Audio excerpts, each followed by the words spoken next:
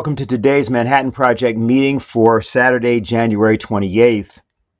We are 1 week away from a conference that will be sponsored by the Schiller Institute called The Age of Reason, or the Annihilation of Humanity.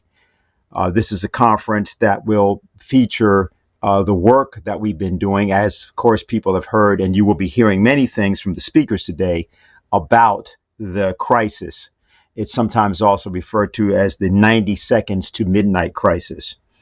Now, in the course of the last period of time, the Schiller Institute has been playing a very important role in attempting to argue for what Lyndon LaRouche has called the 10 principles for a new international security and development architecture. And this is supposed to be a sort of a document which is intended to provide the basis for the discussion of the higher conceptions that have to come into play so that we can supersede this careening toward disaster that is the inevitable result of relying on geopolitics. To that end, in particular, there has been an initiative that Schiller Institute has been involved with other people around the country and the world. In an open letter to Pope Francis from political and social leaders calling for the immediate peace negotiations. So on today's LaRouche organization program, what we're going to do is feature Harley Schlanger, the TLO spokesman, Mike Robinson of UK Column, who will be here for the first time this year, and Paul Gallagher, the former head of the Fusion Energy Foundation. And Paul's going to discuss the December 5th Lawrence Livermore breakthrough in laser fusion energy, something that's very important. Now, before we do any of that, we want to give a context, and the context in this case, as is often the case, will be set by Lyndon LaRouche, the late economist and statesman, who is the founder of the Executive Intelligence Review magazine. Of course, he's the person after whom the LaRouche organization is named, and was a co-founder of the Schiller Institute. What we're going to do is take a section from something he presented 25 years ago, October 22nd of 1997. The reason we take this is because when this idea of security architecture is discussed, it's divorced usually from economic development. And these things are seen as somehow different or not, or parallel at best. In Lyndon LaRouche's case, these things were identical. Now, in recent days, as the reality of what is actually going on is set in, particularly with this recent announcement by the foreign minister of Germany that apparently Germany and various other countries in Europe and the United States and London are all at war with Russia, which none of us had actually exactly known to have been declared. But apparently she has decided to acknowledge what has been the agenda all along, which people were assured was not, but was clear to many of us was. And that the reason for this state of affairs that we find ourselves in is something that Lyndon LaRouche identifies in the segment we're going to show you. But what he does is he's beginning, as we are going to come in to the section, he's describing his commitment to the development of what people have called before the third world, the developing sector, the emerging countries, etc. And then you'll hear him describe how he formulated a particular solution to the problem of nuclear war as part of that commitment to development of those countries.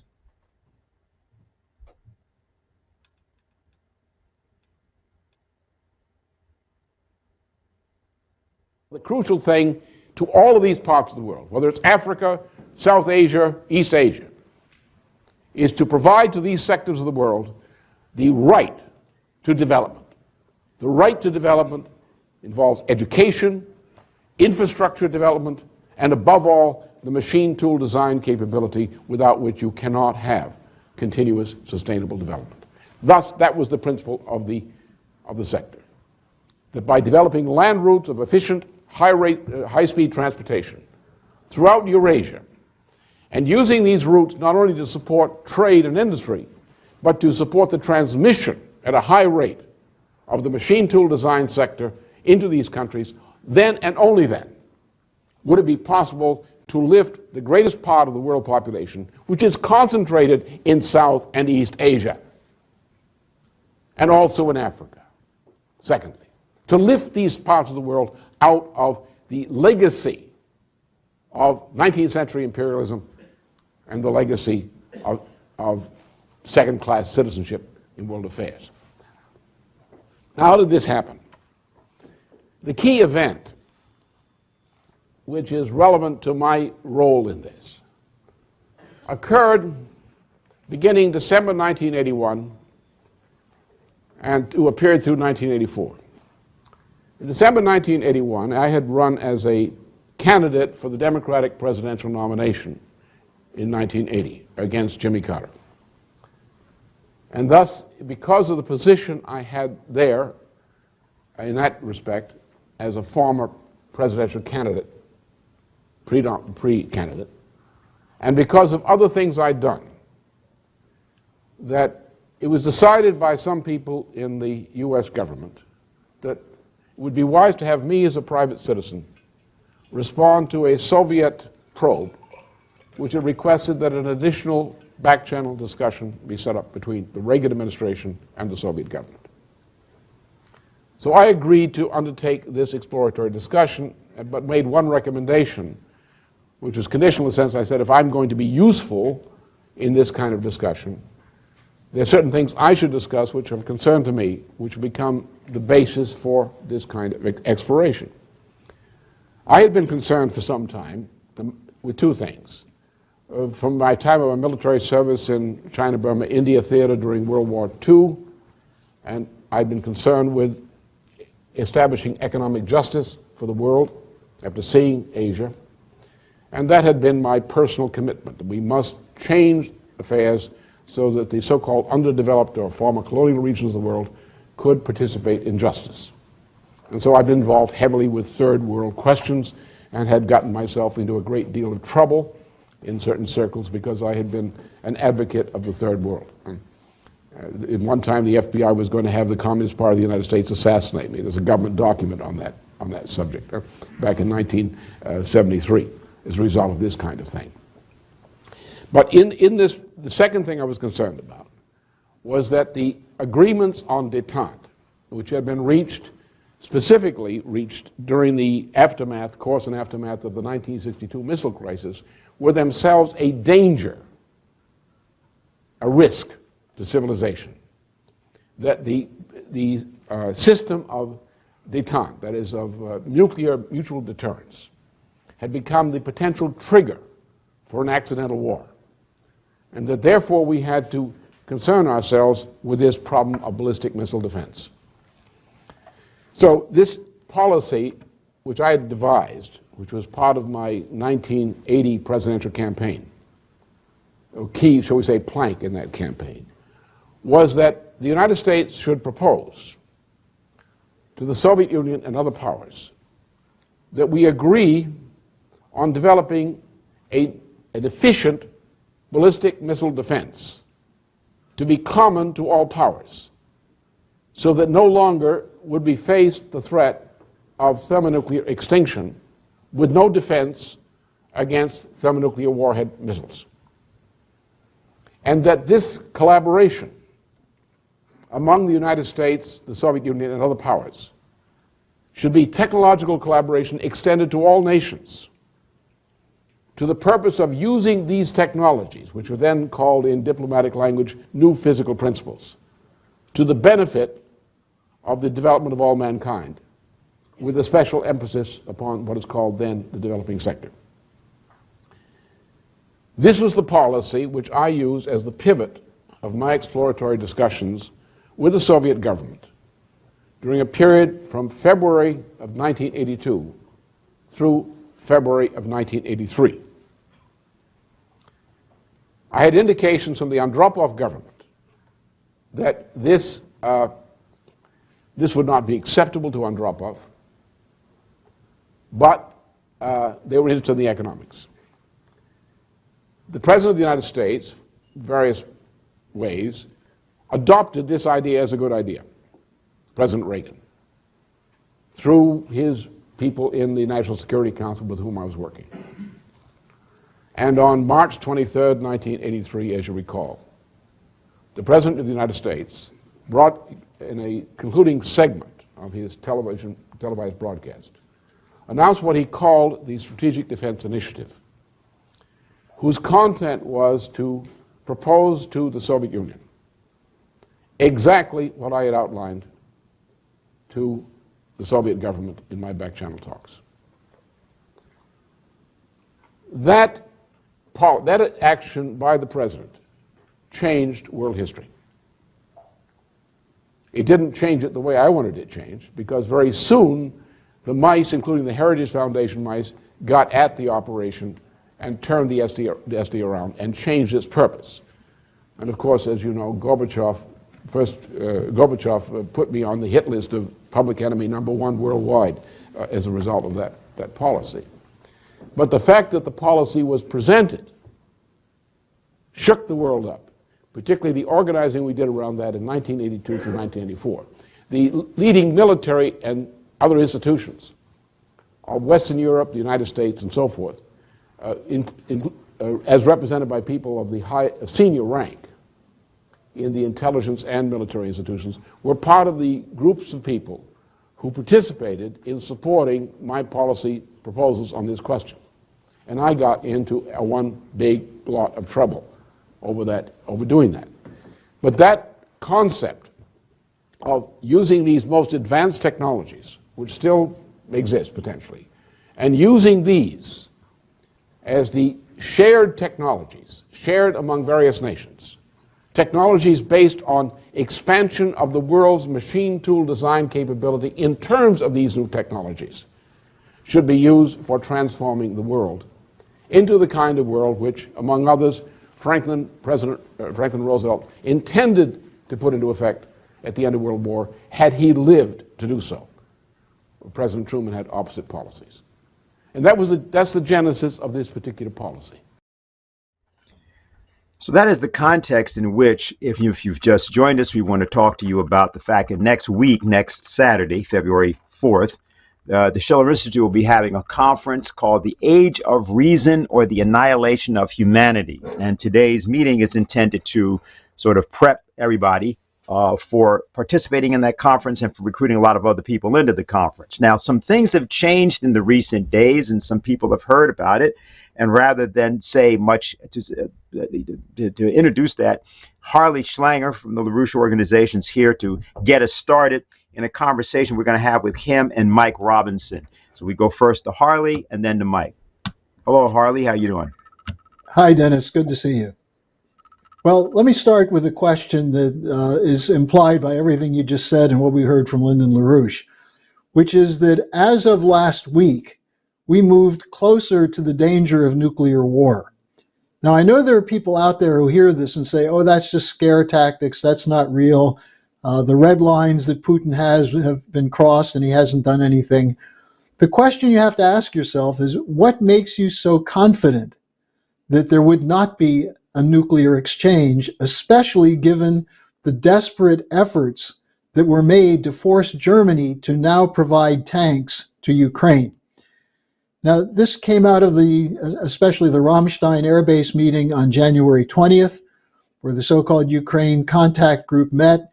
Maximum external pressure was placed on Germany, according to officials of the German government. And by the middle of last week, they gave in and did what Scholz said they wouldn't do, which is provide the Leopard 2 tanks, or offer to provide the Leopard 2 tanks to Ukraine and allow other NATO countries to send those tanks. Now, after this happened, there was an extraordinary statement issued by the German foreign minister, a person with no real experience in foreign policy, a leader of the Green Party in Germany. And what did she say? She said, quote, "We are at war with Russia, not with each other," unquote. Now, many have asked, including many have asked me, who does she mean by we? Is it the royal we, referring to herself? Or her Green Party, which is the leading war party in Germany, the German government, or NATO? And this is a highly relevant question, which was taken up by the Russian Foreign Ministry spokeswoman, Maria Zakharova, who asked the German ambassador to Russia to clarify this. She said, are there two German governments? Schultz said that there's not going to be a threat to Russia. What does Baerbock mean? Now, this also was brought up by the Croatian president, Milanovic, who basically mocked Baerbock. He said, this is serious. He said, I didn't know that Germany is at war with Russia. And then he said, then good luck. Maybe this time it turns out better than 70 years ago. But in reality, this is, you can mock it, you can laugh at it, but this is a highly serious matter. And it's not just a question of the tanks, because people who know something about warfare, such as Douglas MacGregor, Scott Ritter, and others, have said that the provision of 100, even 200 tanks to Ukraine won't make a difference at this point. But the question is, why continue this policy? Why not negotiate? Why not really pursue a policy of peace? Well, and when you look at that, you have to look at where this is coming from. And in fact, look where it's headed. Will aircraft be provided next? Fighter planes? Will troops from NATO be put into Ukraine? Will the Polish forces be mobilized to fight the Russians? So why is this occurring? And you take a step back and you realize that the German-Russian relationship has been at the heart of British geopolitics, geopolitical confrontation, since the end of the 19th century, in particular in the period leading up to World War I. After World War I, there was an attempt to mend that relationship after the war. It was called the Rapallo Treaty. And the German Foreign Minister Rathenau met with the Soviet Foreign Minister in the city of Rapallo and signed an agreement which would provide German technology, engineering, and some German funding for Russian raw materials and an opening of the market. This was immediately attacked by the British. This is why they went to World War I, their fear that France, Germany, and Russia might form an alliance that would link up Western Europe with Eurasia at the expense of the British Empire. Less than 2 months after Rapallo was signed, Walter Rathenau was assassinated. And for those who saw our January 14th event, you know that there's an International Assassination Bureau, which has been functioning largely under the direction of the British Empire throughout the last 100 and something years, 140 years or so. So the question then is this what we're seeing again? The blowing up of the Nord Stream pipelines, the escalation against Russia and Ukraine by NATO. Now, connected to this is the other part, which hardly anyone ever talks about or doesn't connect, which is the economic crisis in the West. Zelensky has called for a financial Rammstein. Now, he ought to be careful what he's asking for, because more International Monetary Fund control over the Ukrainian economy may be more devastating to the population there than Putin's special military operation. The standard of living of Ukraine has been drastically cut since the 2014 coup, and now again it's being cut further. 10% drop in GDP, reduction of salaries, a situation even before the special military operation where people were having trouble making ends meet. Now, this is not unknown to the people who are pushing it. In fact, it's the intent. I give you one hint, and we may talk about this a little bit more in the discussion. The Deputy Prime Minister of Canada, who's also the Canadian Finance Minister, Chrystia Freeland, is an example of the unification between the war policy and the genocidal austerity policy. She made a statement at the World Economic Forum event in Davos last week. She's a member of the board, by the way, of Davos. And she said, maybe people in the middle class need to decide to take a pay cut. Well, and she said this may sound harsh. Well, that was actually a soft way of saying you're going to get a pay cut.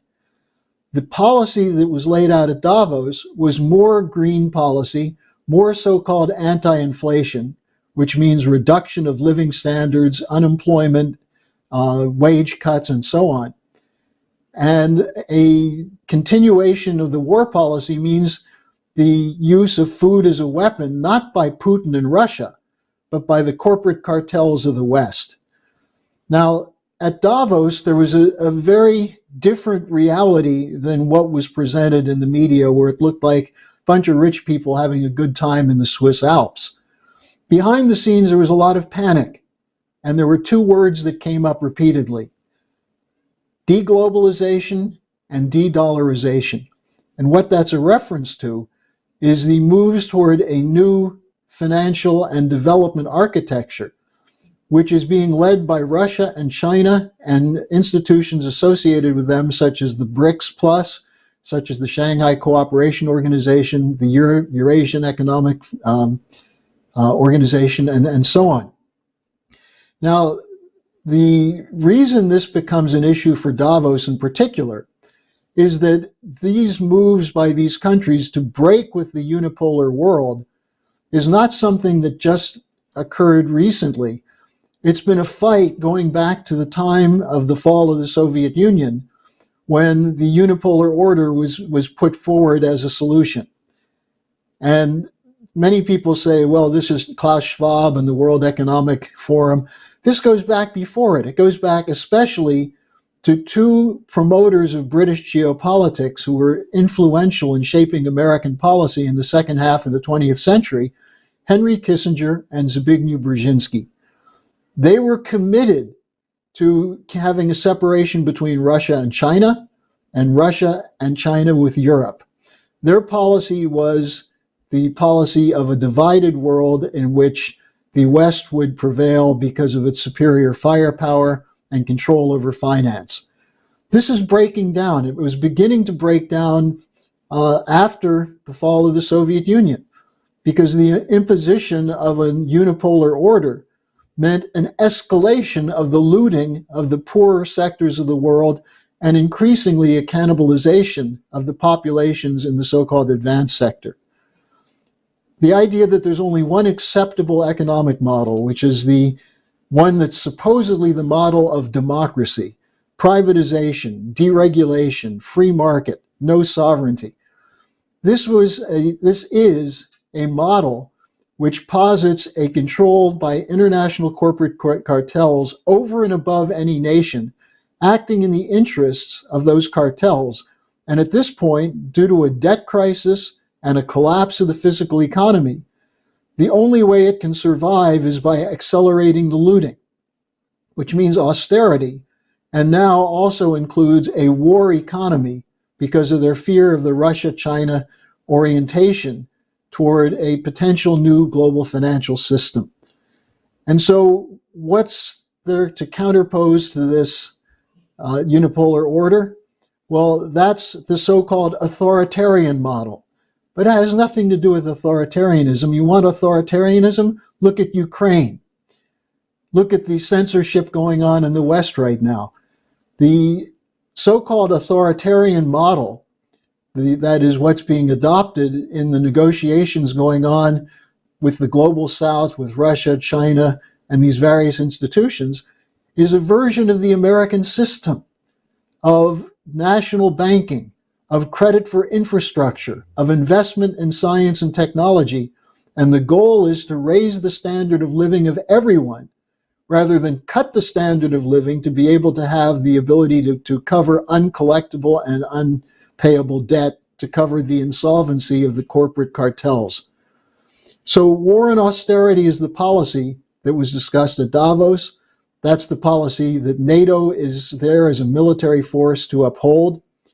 And instead, the Schiller Institute is posing to go beyond what we've seen so far from those fighting the unipolar world, which is a new strategic and development architecture based on cooperation for mutual benefit. That's what this fight is about. It's a fight between the City of London, Wall Street, Brussels, and the bankers of Europe who have submitted to that, versus the rest of humanity, which is fighting for an end to the colonial era and a new age of reason. And that's what our conference will be about on February 4th. Let me leave it at that because I know Mike has some things to say about the whole British role in this. We're here talking at the LaRouche organization meeting about the upcoming conference we'll be doing, Schiller Institute will be doing on next Saturday, on February 4th, The Age of Reason or the Annihilation of Humanity. Mike Robinson is with us for the first time this year. He's from the publication UK Column. We've been missing him. It means we haven't been yet briefed on the latest disasters coming our way from the City of London and the general territory and beat that he covers. He's also had recently a moving experience, in which case, therefore, he's in a slightly different circumstance than normal. So, Mike, welcome, and go right ahead into whatever you've got to tell us. Okay, thank you. Dennis. Right, excuse me. Well, first of all, let's just deal with the tanks issue first.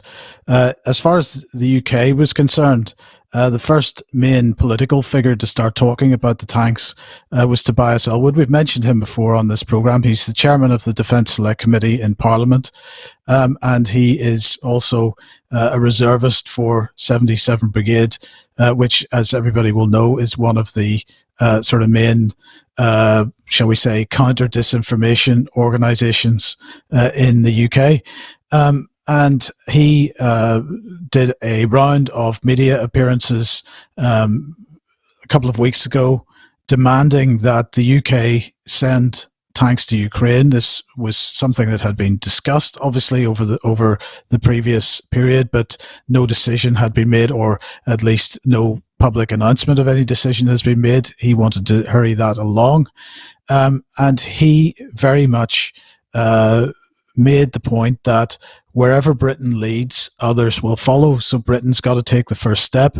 Britain's got to push the buttons of everybody else and make sure that everybody else, and particularly Germany, capitulated to the idea of tanks being sent to Ukraine. Now, as Harley has said, the numbers of tanks that they're sending aren't going to make a huge amount of difference on the ground, but I suppose the symbolism of it is extremely important. Certainly, Britain was very keen to see that symbolism, a broad base of support for that in the West.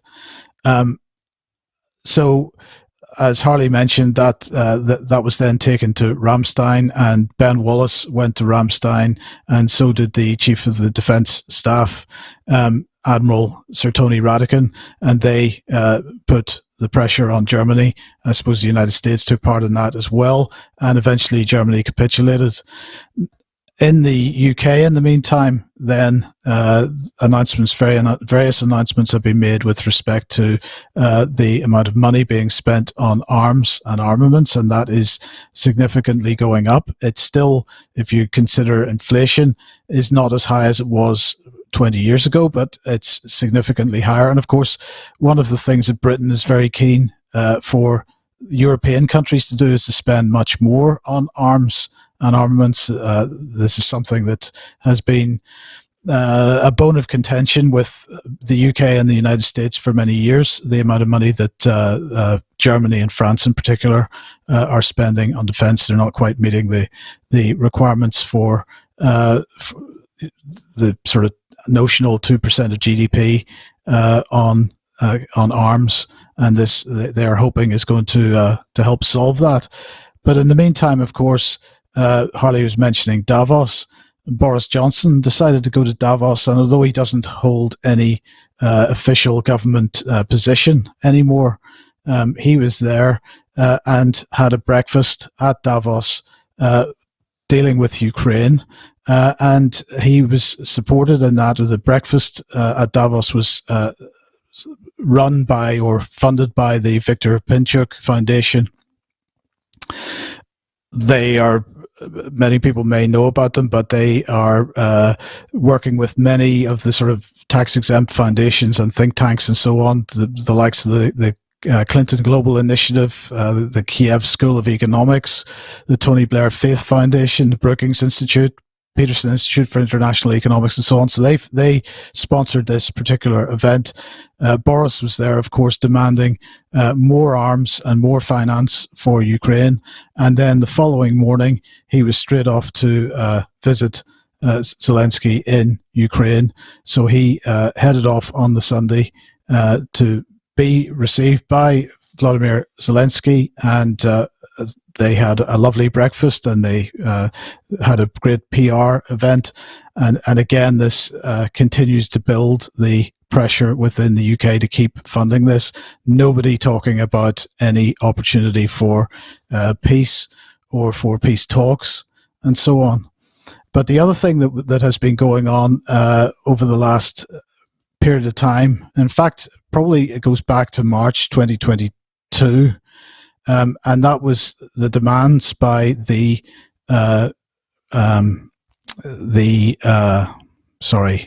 Gordon Brown. How could I forget his name? For goodness sake, ultimately forgettable. Anyway, Gordon Brown has a similar organization to Tony Blair, a similar idea where he interferes in international policies and politics and so on. But Gordon Brown, back in March 2022, demanded the establishment of a special tribunal on Ukraine. And this was to deal with the idea of aggression, the crime of aggression. So this isn't about war crimes, which might be prosecuted by the International Criminal Court, if it ever does, but this is about the crime of aggression, which therefore makes it a separate initiative. So the idea was that the UK, Britain, would play a leading role amongst a core group of partners to pursue what they described as criminal accountability for Russia's illegal invasion of Ukraine. And as I say, this began in March 2022 with an open letter which was signed by all kinds of people, including some MPs and members of the House of Lords. It didn't seem to get much traction at that point, and then I think it was the middle of 2022, so June, July time, Zelensky himself started demanding the same type of thing, and then a couple of weeks ago in January this year, James Cleverly announced, who is the Foreign Secretary, announced that they were going to pursue this initiative. So basically what had happened was that a second letter from the Gordon Brown organisation was published and was signed by more MPs, including Ian Duncan Smith, the former Tory leader from 10 years ago or so. Actually, a bit more. But anyway, this idea of what they said was that an investigation into the crime of aggression could complement established mechanisms for investigating war crimes, including the International Criminal Court and Ukraine's domestic legal process. And together, these parallel processes would help ensure that all crimes are fully investigated and the perpetrators are held to account. So this is all about keeping pressure on Russia in parallel with sanctions and all the other nonsense that's going on. And so the UK decided to appoint an atrocity crimes advisory group, is what they're calling it, with the United States and the European Union, and this is going to directly support the war crimes units of the Prosecutor General of Ukraine, and they have appointed Sir Howard Morrison as an independent advisor, who's a King's Counsel now, who's a very senior lawyer in the UK, as an independent advisor to the Ukrainian Prosecutor General. So that's all about keeping the pressure on there. But in the meantime, it's not just Ukraine, it's also China. And so the UK decided to invite the Japanese government to Britain to sign a deal really after 100 years since the last Anglo-Japanese alliance. They have decided to create a new Anglo-Japanese alliance, and part and parcel of this was what they describe as a reciprocal access agreement. And the idea there is that it supposedly allows Britain and Japan to deploy each other's militaries to each other's territories. And of course, this is very much about bringing Japan into the sort of NATO fold, if you like, and keeping pressure on Japan, and so on. So all this war drive, it continues from the UK, and very much seems to be, certainly the tanks initiative was certainly being driven by the UK very strongly. So that's on one hand. What do we have on the other hand? Well, we've got the censorship issue that we've been talking about, and I've talked about on a number of occasions on this format. But it's not going so well for the British government in this case, and this is a bit of good news, perhaps. Now, if you remember, they have been attempting for the last several years to bring forward a piece of legislation which would very much curtail any opportunity for counter narratives or for any kind of opposition to what government is doing, whether it be the war policy, economics, whatever it happens to be. And so they've been pursuing this, what they've been describing as an online safety bill. And while they've been talking about online safety in the context of children using online platforms like Facebook and Twitter and so on, what they have, a very major part of the online safety bill as it was about basically shutting down, as I say, counter narratives. And one of the mechanisms for that was an idea that they were presenting about information or speech or written content which was considered legal but harmful, and the idea of what a harm was and what harmful was, of course, was undefined. And in fact, in the original draft of the legislation, it was they've made very clear that the definition or the categories of content which would be considered harmful would be for secondary legislation. So it would be for some time in the future when the Secretary of State would unilaterally decide what those things were. Now, there's been a massive backlash against that, not only amongst campaign groups, but also also from parliamentarians themselves. And so the British government has had to drop this idea of legal but harmful, at least in the form that it was. And so this is actually quite a positive step forward, because they have failed to build a consensus for shutting down much of the speech that has been critical of government policy over the last several years. And so what they're attempting to do instead is to say to the social media companies, what they describe as Category 1 companies, that if within their terms and conditions they define certain types of content as not being appropriate and not being acceptable on their platforms, that they enforce those terms and conditions in a consistent way. So that's not quite as serious as legal but harmful, but it is still quite significant, particularly because they're intending to put criminal penalties on managers of social media companies, so that if they don't follow the requirements, that those managers could end up being imprisoned if they fail to effectively do what Ofcom, who is the regulator, who will be the regulator of the internet, says. So there's still, although there's been some very positive progress made on the issue on the censorship issue, there's still quite a bit to go on that to try to minimize the impact of that. Now, in the meantime, the BBC continues to get quite a bit of flack about their efforts to maintain a narrative, and so the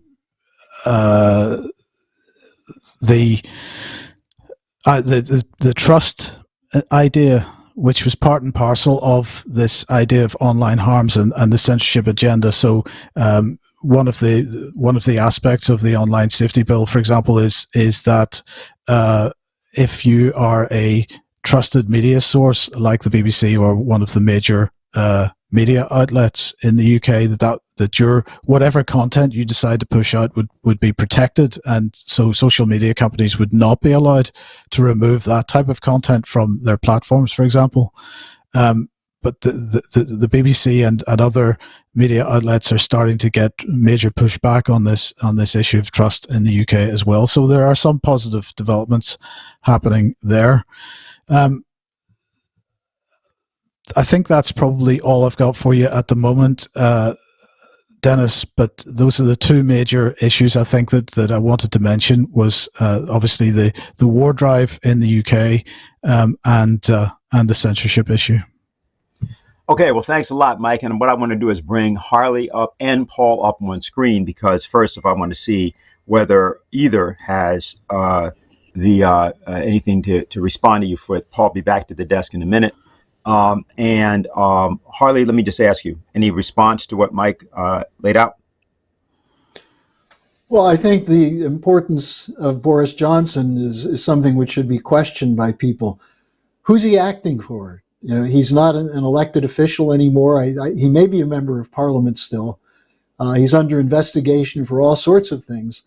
But he's been a key figure on behalf of the NATO war drive from the beginning. Meanwhile, the present government, the Sunak government, is in trouble on any number of fronts with corruption. And it just seems as though the continuation of the Boris Johnson legacy is there. And speaking of corruption, we've seen this alleged attempt to clear up corruption in Ukraine. It's hard to make a real case for what's going on there, except that given that they're expecting over $100 billion and they're expecting, I think, $17 billion from the IMF, they have to have some show of cleaning up the corruption. Whether it's an actual campaign or not is highly dubious, given that Ukraine is on the list of being one of the most corrupt countries in the world, which may be why Boris Johnson finds so much good company when he goes to Ukraine.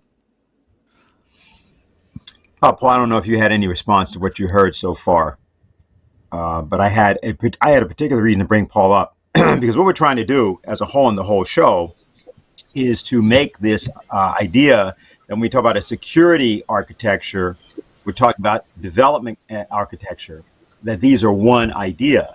They're separated simply by people in the press. Harley, you just brought up, for example, the issue of the IMF loans that are going to go to Ukraine.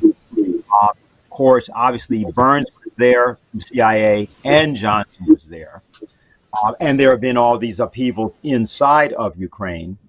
But we also note that companies who were told a year ago that this was the most corrupt country on earth are being encouraged to now go in and invest in Ukraine. Now, Mike, let me ask you, in this context, you mentioned Blair's operation and this discussion that happened before Johnson went to meet with Zelensky, and how you also indicated how these foundations and other groupings operate. So that's, I'm clear about it. What do you think, or how is the City of London interface work with respect to the political operations we're seeing going on in a place like Ukraine right now? Let's see, where do we start? In the case of, well, let me just start with Boris, because Harley is absolutely right there. Boris has been absolutely key figure in this from the beginning. Now, as we know, he is in a bit of trouble at the moment because he has apparently arranged a loan of £800,000, which he is denying, or at least he's denying that there's any corruption involved in this. And he apparently arranged this loan by getting an introduction by someone that he then subsequently appointed to be the chairman of the BBC. And of course, this is causing him a bit of difficulty at the moment because clearly the BBC is taking a particularly strict line with respect to Ukraine. They're absolutely pushing the war as hard as they possibly can at the moment. And when, for example, when the Ukrainian war effort isn't doing so well, Ukraine as a topic tends to disappear off the BBC website.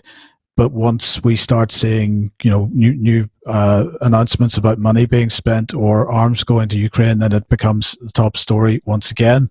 So there are many, many questions to be asked there, and we shouldn't underestimate Boris's role, because it has been suggested, and the evidence seems to point towards at some point Boris being the person who made sure that when maybe Zelensky was considering negotiating back, close to the beginning of this, Boris went and made sure that he didn't, and he continued to fight and give him the assurances that he needed, that he would get all the support that he was going to need and these kinds of things.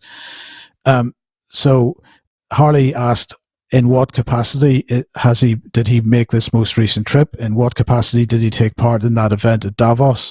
And of course, nobody knows exactly what capacity he did these things. He is still an MP, but he is not a member of the government. And although there are some noises that he is wanting to become prime minister once again, if should that opportunity arise, and there's a possibility that it might. But to answer your question, the Tony Blair Foundation, the Gordon Brown Foundation, and many of the organizations that he and all these main characters are working with are funded, of course, by City of London or hedge funds, other City of London organizations. So that there is a big City of London influence and interest in what the likes of Boris Johnson, Tony Blair, Gordon Brown, these types of people are pushing. So there is a clear connection there.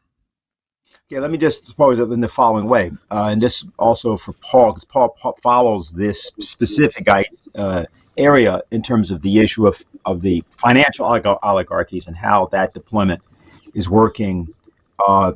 If you look at Tony Blair in 1999, the Chicago Board of Trade speech, announces the responsibility to protect policy. And then for many years, he's associated with these forms of intervention, including Iraq and other ways. Then he's out of there. And of course, that's supposed to be, the Labor Party. But then you have Boris, who's doing exactly the same thing with respect to Ukraine. And that's seen as supposedly coming from the right. It reminds me very much, and Harley will know about this as well, Paul, about Kissinger, who was always identified with the Republican Party that is after 68, because earlier than that, he was actually sort of leaning, Democratic Party leaning. And then Brzezinski, who was supposedly the Democratic Party, it's Jimmy Carter administration and various things after that, Brzezinski and his sidekick, Samuel Huntington. But one policy is being implemented continually. And what I think is important for the people that are watching and the people that are thinking about what we're going to be doing next week is to get above the scenery and to see that there's kind of a seamless process. Paul, I know you've emphasized continually that the speech that was given by Mark Carney, back I guess it was in 2019, if I'm not mistaken, out at in Wyoming, about the idea of a great reset, but more than that, a regime change, financial regime change.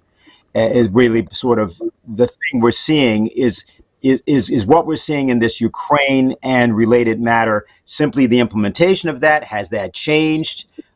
Is it that we're adjusting now? What's your view? Well, I think of this in terms of very simple, basic questions. First of all, you start from the fact that the German Green Party leaders, who are not just in favor of building renewable energy sources, they're in favor of complete dependence of energy, of Germany, for all of its energy, as soon as possible on intermittent solar and wind energy forms. They are the real ideological force insisting on what Merkel did of the elimination of nuclear power, in Germany, which was a very major part of Germany's energy production, and now is virtually all gone. And everybody can see that it has had fairly disastrous results. And if you look at Europe as a whole, they're trying to congratulate themselves that they have natural gas in storage this winter, but they did that, as they have to admit, by cutting natural gas use in Europe by 15% from last year to this year, and in some countries, including the UK, by more than that. So they've simply imposed a strict energy austerity, specifically in the form of taking non-investment in fossil fuel energy sources and in nuclear. That non-investment, disinvestment, goes back to 2014, 2015, and has been massive. And they're adding to that the cutoff of energy, fossil fuel, and, if they can, nuclear energy work from those countries which have not disinvested in it, specifically Russia, India, China, and therefore letting those areas of the economy simply go all the way to collapse if that's the way it happens, because of the so-called just transition that they are pushing, the transition to wind and solar as the only energy sources, which is an interruptible mess, and it's proving to be. So the fact that those two leading representatives of the Green Party in the German government are way out in front of everybody else as the war party tells you that is Robert Habeck, the economics and environment, so-called super minister, who gives the lectures to the Germans on how they should limit their showers to 5 minutes or less and only clean certain parts of their bodies because you can't really heat the shower for any longer than that. This guy and Annalena Baerbock, the foreign minister, are the war hawks beyond any other German elected officials in this whole war process. So then if you look at their objective, as it was stated many times, not these two specifically, but you begin to look at the what you referenced, the speech at the Federal Reserve's International Bankers Conference, August 2019 in Jackson Hole, Wyoming, speech that Mark Carney did, where he said we got to get rid of the dollar as the international reserve currency as soon as we can devise a way to make a synthetic global digital currency controlled by central banks that has to replace the dollar as the international reserve currency. And at the same conference, a paper was circulated by BlackRock, the largest investment firm in the world. And BlackRock, of course, is best known in recent years for trying to enforce on companies of all kinds the non-use of fossil fuels and the use of renewable energy instead, by using their tremendous shareholding power. They're sometimes said to be the global shareholder because they're in so many companies with their investment funds. BlackRock had 4 former central bankers from Europe, now all executives of BlackRock, present a paper called Regime, in which they called for regime change, where the central bankers would take over fiscal policy, that is, spending of money and borrowing of money from the governments, as well as controlling monetary policy, that is, the printing of money, the control of interest rates, already controlled by the central banks. They said they would do this so as to be able to create demand, so as to be able to, in emergencies, to create demand in entirely new areas and to shift the economy in directions that it had to go. And the shift is the one I've already been discussing. So that, this meant letting a tremendous volume of existing investment collapse, particularly investment centered on fossil fuel exploration, discovery, recovery, refinement, production of refined products, letting all that collapse as unsustainable debt, as a huge part of the global bubble of unsustainable debt, and instead, in its place, rapidly building a new bubble, which would center on the so-called green technologies and the IT technologies associated with them, and which would be funded by this money printing blitz by the Federal Reserve and by the other central banks following the Federal Reserve. So that's got us into the situation we are now, where although the central banks have had to reverse themselves because in the process, they triggered a great deal of inflation, and there was no indication where that was going if they didn't suddenly reverse themselves and start cutting the money supply. So they started to do that, raise interest rates. But it's brought us to where not only 15% less fossil fuel energy use in Europe as a whole, Pakistan in the last week undergoing nationwide energy blackouts for an entire night and day for the inability to import fossil fuels, the collapse of their currency relative to the dollar. So many other countries in the developing sector experiencing rolling blackouts and the inability to provide energy, heat, electricity, above all, for their populations. And, this is what comes of pushing this new bubble, this green finance bubble, to save the so-called everything, the unpayable debt bubble of $325 trillion in the world right now, instead of shifting to higher energy flux density energy sources. And that means nuclear fission, hybrid fission fusion reactors, and nuclear fusion, which we're going to talk about. So, I think that this, they believe that this war has helped them make this shift and deny energy to an energy density and productivity to the populations of the world, but above all, deny them energy, living standards. They believe that that's been assisted by having this war against, among other things, Russia, the largest fossil fuel energy producer and exporter in the world. So, unfortunately for them, they've dug themselves into a deeper and deeper financial hole and a deeper and deeper inflation hole in the process of doing it.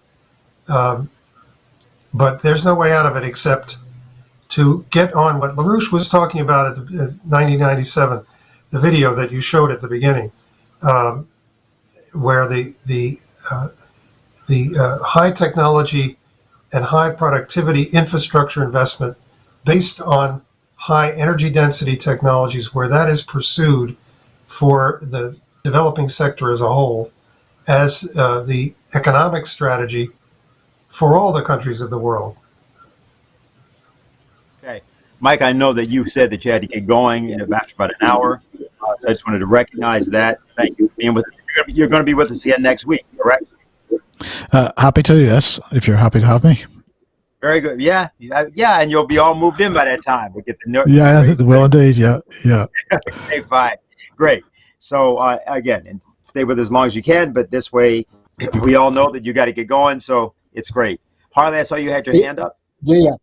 I just wanted to add something to what Paul said, which is I spoke with a European financial source who's been attending a number of conferences recently on what they're calling the post-war reconstruction.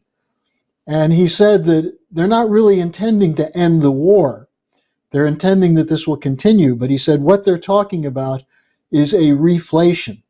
That is, the war spending would pump money into certain sectors in the economy with this idea that that will create some jobs and some funds for the government to do some certain kinds of work.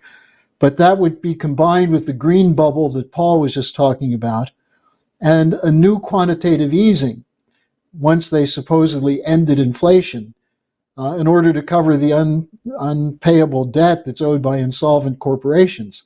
Now, as Paul was just pointing out, and if you just hear the language, the source was saying they cannot in any way cover $2 quadrillion worth of derivative contracts.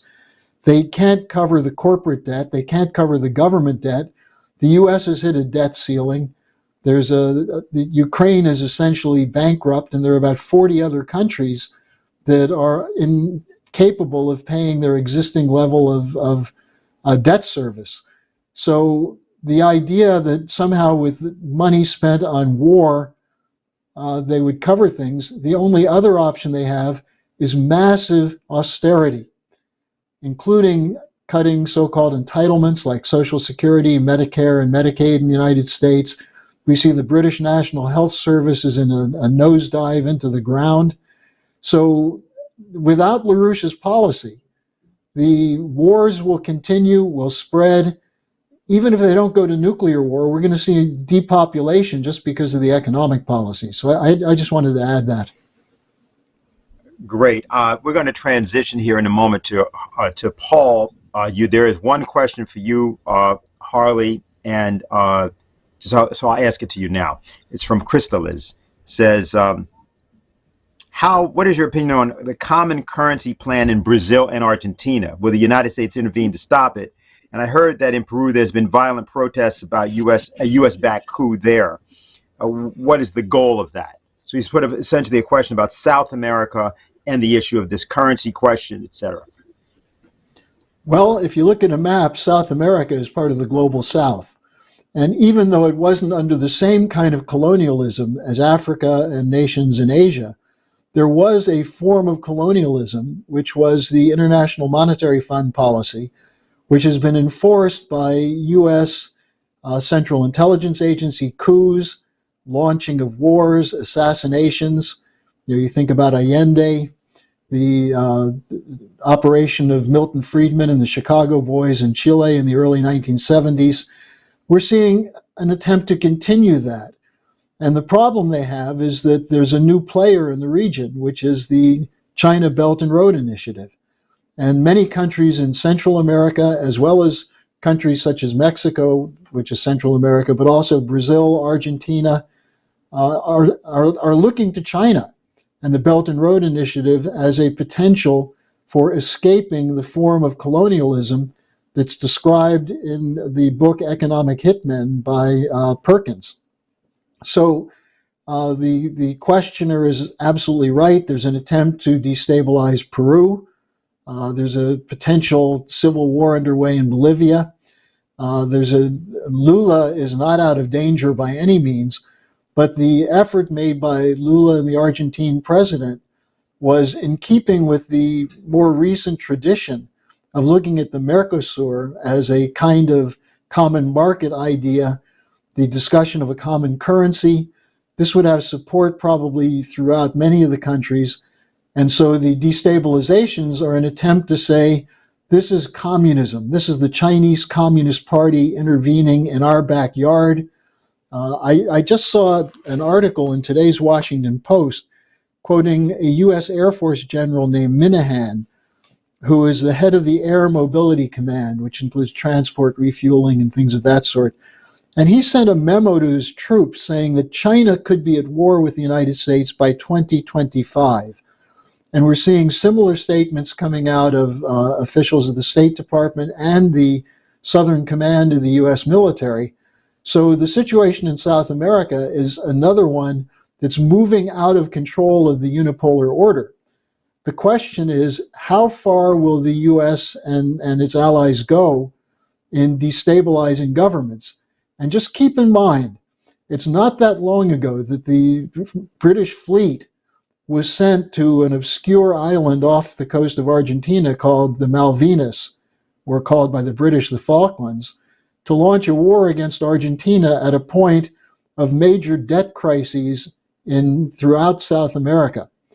So this is just another flank in the war. The problem that the City of London and Wall Street have is they've got a lot of flanks, and they also are running short of ammunition, both in terms of real ammunition, but also in terms of an ability to reflate. So, but I think the question is absolutely right.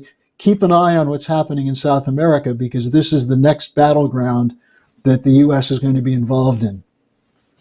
Okay, and I know, Harley, you've got assignments and so on, so writing assignments, I think you may have to get going. So I want to thank Harley for being with us today. Paul, I want to come to you, and for everybody who's just joining us, we are preparing everybody for our Schiller Institute conference that will be next Saturday, The Age of Reason or the Annihilation of Humanity. But there was an exciting development last, and there you see it on your screen. People should go to the site and register for it. You're seeing there on the right the Brunelleschi Dome. The reason that's there is because we use that as the metaphor for this idea of a new series of negotiations, which the Vatican has already been trying to initiate.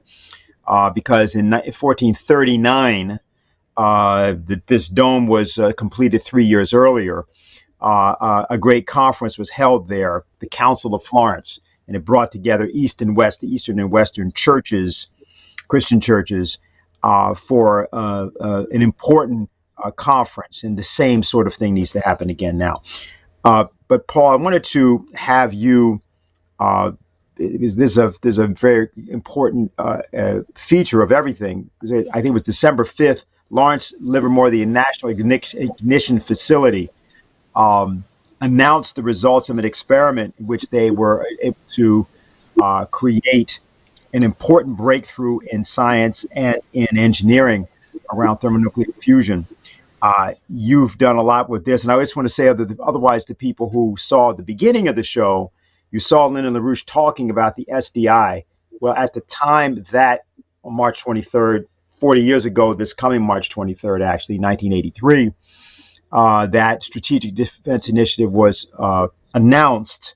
Paul was the head of heading up the Fusion Energy Foundation, was the national spokesman for that organization, and appeared on several of the news outlets at that time, television outlets, to let people know what the policy was all about, because virtually nobody in the United States, virtually nobody in the Reagan administration could explain the president's policy. They either didn't know where it came from, or they had resisted the policy. And so we're kind of coming full circle here in the discussion we're about to have. So Paul, tell us what actually happened here, what its significance was, and what it may mean in terms of the resolving some of these problems around energy and energy usage for the world as a whole. Well, this was a very important development that occurred right at the end of November, and the actual shot took place at the National Ignition Facility on December 5th, and then was reported in a press conference with a lot of scientists and also Department of Energy officials on December 13th. And this was a development called, finally, after all these decades of fusion research, achieving break-even, achieving a greater output of energy from a fusion reaction of a certain kind than the input of the energy into it, achieving the actual ignition of a plasma, which for a very, very short time burned on its own. This development, which occurred in a military-related experimental project, which really shamed the lack of a serious funded thermonuclear fusion development program in the United States or in the major European countries. The withdrawal of funding over the last 40 years from fusion research and development was shamed by the fact that this breakthrough occurred in a facility whose purpose was fundamentally military related, and nonetheless the palpable excitement of the scientists who appeared at that press conference on the 13th from the various scientific teams working on the National Ignition Facility at Livermore. That excitement, given the fact that what had occurred was essentially indifferent to the purpose for which the National Ignition Facility exists and functions. In other words, in terms of the testing of the reliability of nuclear warheads, the achievement of break-even in this way really didn't mean very much of anything. This program has been in existence for 30 years and being used for the ensuring the reliability of U.S. nuclear warheads in stocks and inventory. So they didn't need this breakthrough to do that. But nonetheless, the excitement of the scientists in particular and some of the officials about this breakthrough indicated just how close fusion might be if we had a serious fusion program. Let me put it that way.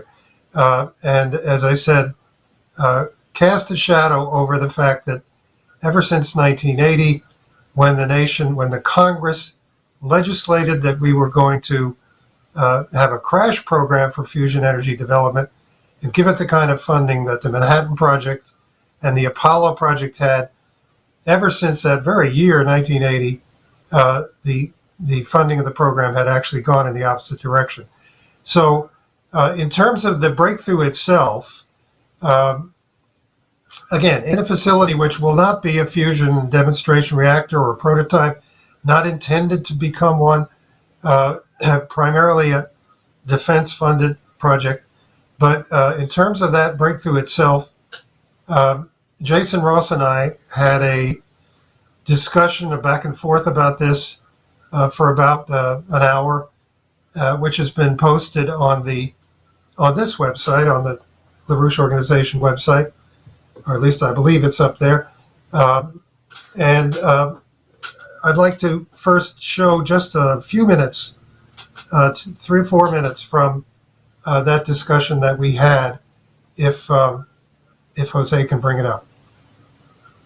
I just want to make sure we can all understand what actually happened in this thing. So the National Ignition Facility is a facility where some 200 lasers all converge on a tiny fuel pellet, and then that's where the fusion happens. What's fusion? What's actually happening inside that pellet? And then I want to ask you what this has to do with national defense.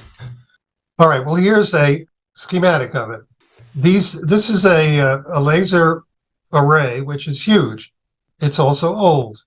This program goes back to the laser array was built up in the early 1990s using 1980s laser technology, but it's huge, produces a tremendous amount of laser power. It's about close to 900 feet long, this array of lasers.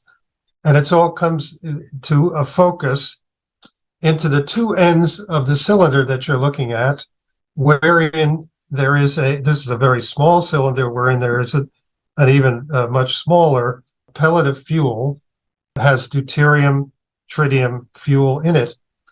As you can see here, the lasers are not directed on the fuel pellet, but rather they're directed on the walls of that little cylinder. And what that does is it generates an X-ray flux, a very precise and symmetrical X-ray flux from all directions. And it is that which causes the fuel to shock compress very, very rapidly and essentially implode and then explode with energy. In addition, there was a strong electric coil arrayed around this small cylinder in such a way as to create a very strong magnetic field around what had been pushed in and imploded, then effectively the exploding deuterium tritium fuel, to create such a strong magnetic field around it that further compressed the fuel so that the explosion of it did not result, and this is of course a very tiny explosion, but so that it did not result in the sudden cooling of the whole superheated fuel pellet, but rather compressed and kept in that energy. Effectively, a hybrid here of magnetic confinement, which we usually think of in terms of the tokamak design, where the plasma, the superheated plasma, is confined by magnets. And on the other hand, the inertial confinement, where the superheated plasma is confined very sharply in a shock way by lasers or conceivably other kinds of beams, but here definitely by lasers. This effectively is a hybrid of the two. And this is only true for the last 2 years or so.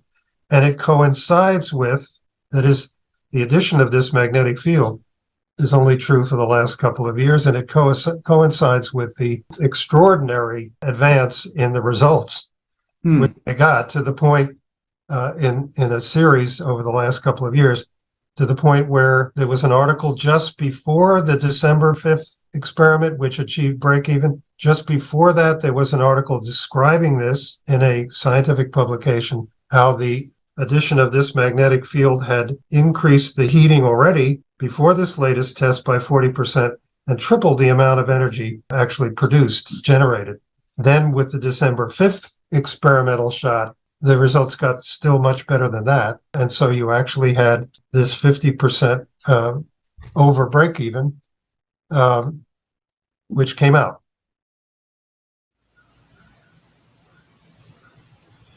So this, I think, is mainly important because of the very rapid progress which they made, and the way in which, at this point, changes in design which are relatively fast to make. They can be made in experimental reactors or in experimental devices. These changes can be made much more rapidly than they could be made 30, 40 years ago.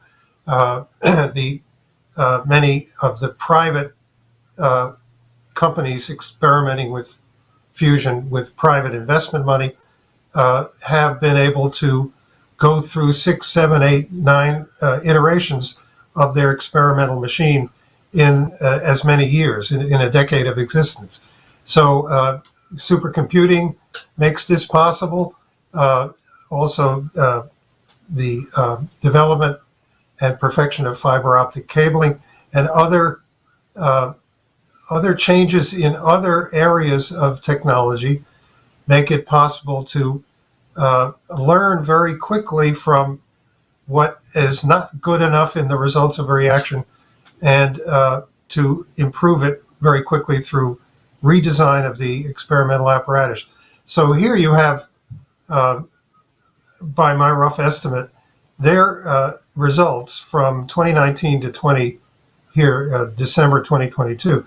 Their results got 50 times better in terms of the relationship between the input laser power that went into that pellet of fuel in that little cylinder, and the power which was produced by the little plasma once it was ignited. Essentially, roughly 2 megajoules of power in, and a little more, 3.15 megajoules of power out. Now, obviously, that doesn't include the power necessary to run that very large 1990s legacy laser system. We're talking about the point at which the experiment was actually taking place. And if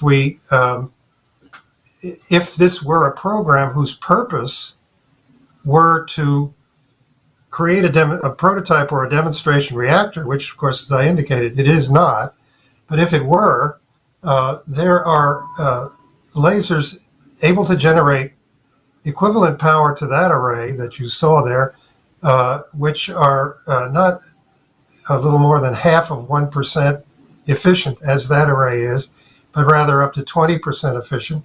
There are many other ways of approaching this kind of experiment which do not involve this kind of huge apparatus, and which would burn that fuel much more efficiently than it's being burned even in that break-even experiment. So nonetheless, this is something waited for many, many years in fusion research.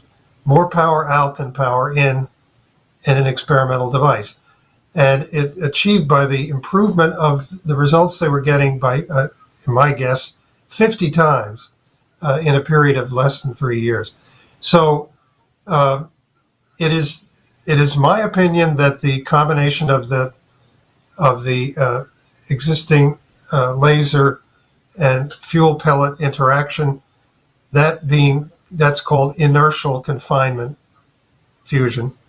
It's confined by the inertia of the collapsing of the fuel itself, caused by the tremendous powerful shock of the lasers on it, or the X-ray flux on it, which also makes it a very even collapse, collapsing at the same rate at every point from the surface of that little pellet.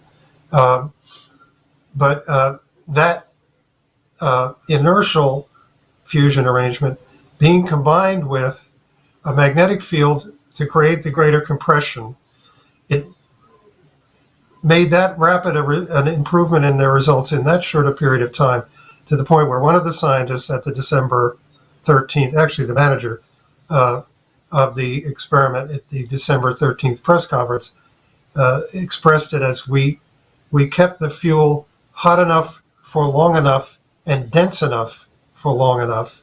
Those are essentially the three requirements of a fusion plasma to actually ignite and start to burn on its own and produce more energy than in, are hot enough for long enough and dense enough for long enough. And they did it for the first time. So this has been flanked by an achievement in China. Now, China has had a fusion program which started, like so many of its high technology and scientific breakthrough programs, from high-speed rail on across the board.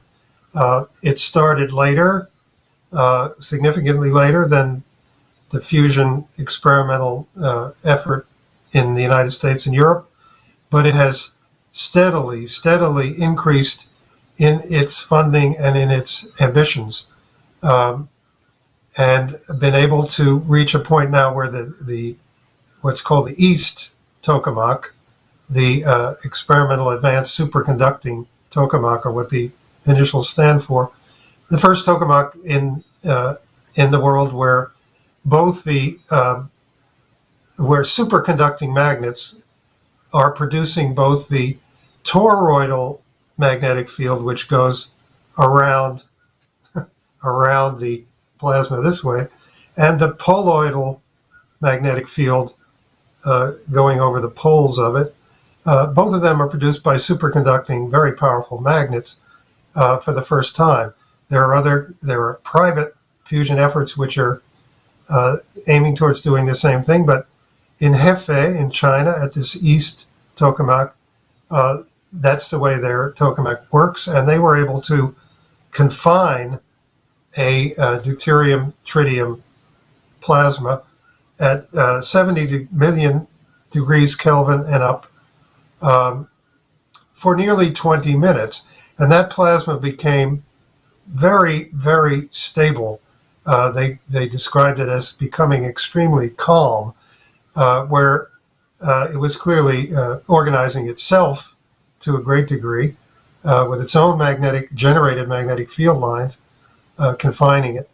And it stayed that calm that the edges of the plasma, not only the deep inner part of the plasma, remained stably confined for a long time by the magnets, but the outer edges of the plasma were equally stable and equally confined, did not touch the walls of the tokamak machine itself, which means that one of the most basic problems of tokamaks, namely that with these fuels, a lot of high energy neutrons are produced.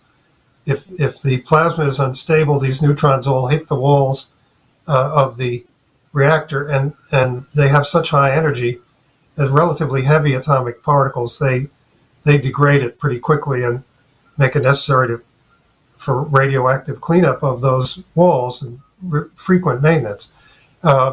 So this was a stable plasma which stayed away from the walls, stayed in a stable configuration at a very high plasma temperature for nearly 20 minutes. That's definitely hot enough for long enough, not dense enough, however.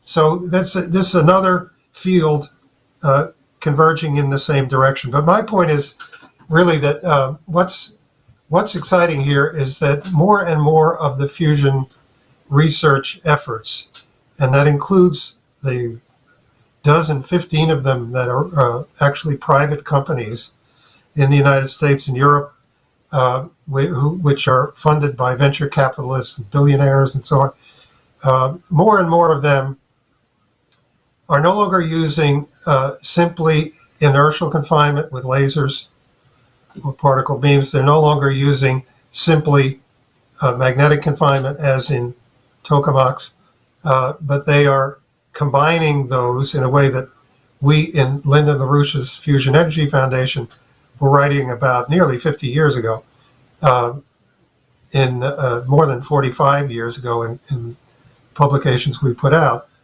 combined inertial and magnetic fusion. And they are going back to and modernizing designs for fusion reactions which are neither tokamaks nor laser confinement designs, but rather the designs that some of the real pioneers in fusion research in the 1960s and 70s and even earlier were designing, at least theoretically. That is what are called reversed field configurations and often called magnetic pinches, sometimes called colliding beams, where plasmas are heated to very high temperatures and then accelerated down a cylinder in both directions, accelerated at extremely high velocities to collide with each other, in effect to produce a confinement effect by their collision with each other, and at the same time to be confined there by magnetic fields, and in some of the cases also to be further shaped by the use of lasers in the central chamber where these two superhot plasmas have collided.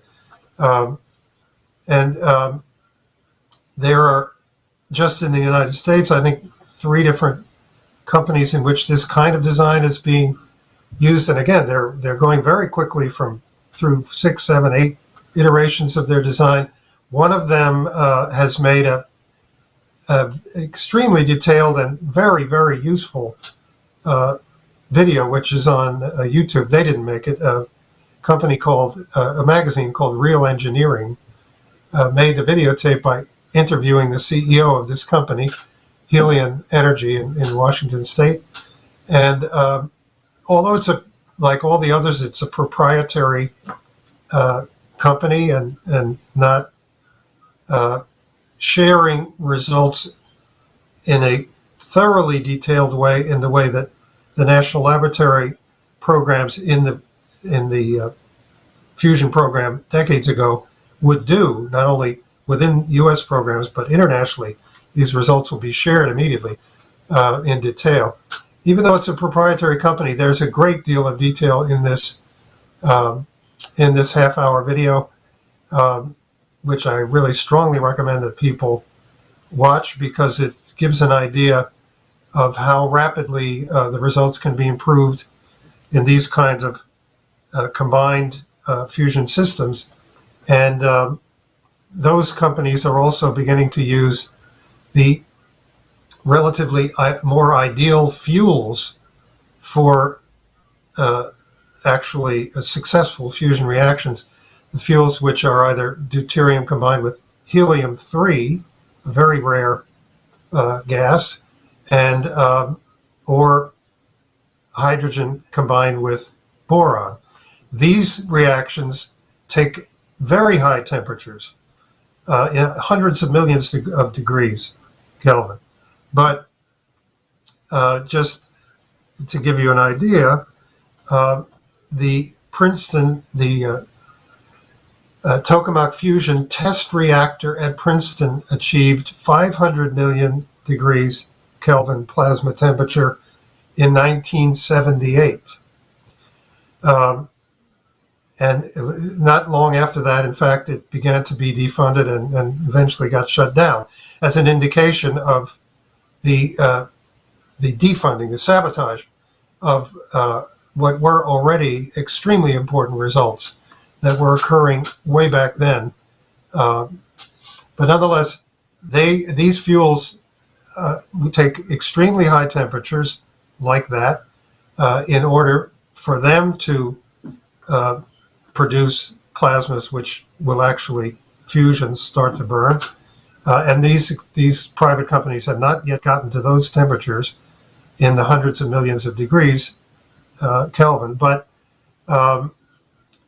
nonetheless, they are designing machines and using experiments with those, to use experiments with those fuels in order to get immediately into the regime of trying to use the best fuels. Now, why are they the best? Essentially because the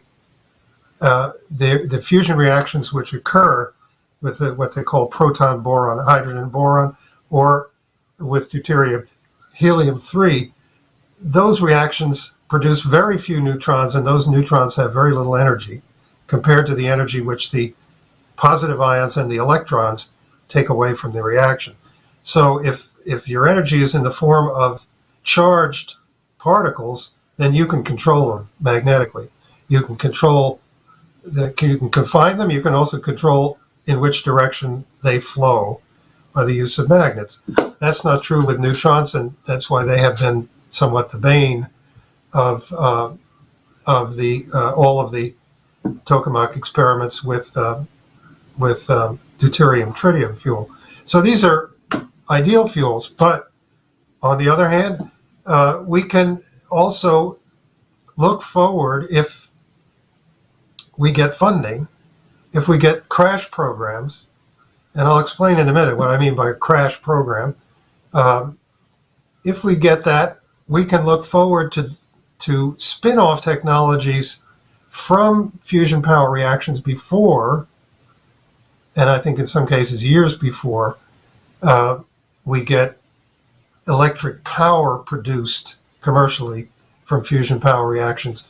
One example is already being developed, an experimental device built in Hefei at the same site where the East tokamak is in China, and is being built to be a demonstration reactor within this decade of the what's called a hybrid fission fusion reactor, which uses the fast neutrons, the very high energy neutrons from fusion reactions as the fast neutrons for the breeding of fission fuel from nuclear waste, so as to very quickly and efficiently transform that nuclear waste into new fissile fuel for nuclear reactors.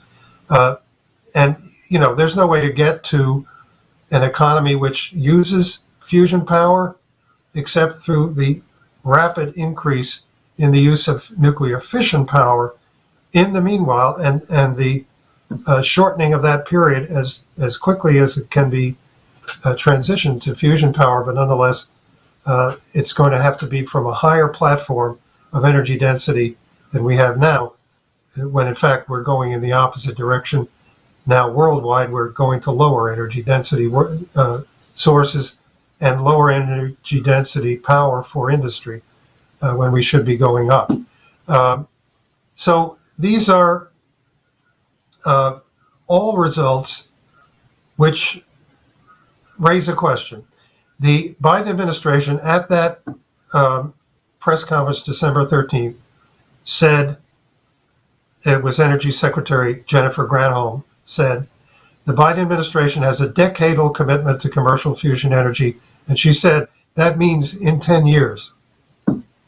Now, the question that raises is why, if the Biden administration has a commitment for commercial fusion energy in 10 years, why is the 80% of all of the funding of magnetic confinement in the Department of Energy budget going to a project, a coalition of 30 countries in France, the ITER project, which project has the intention of reaching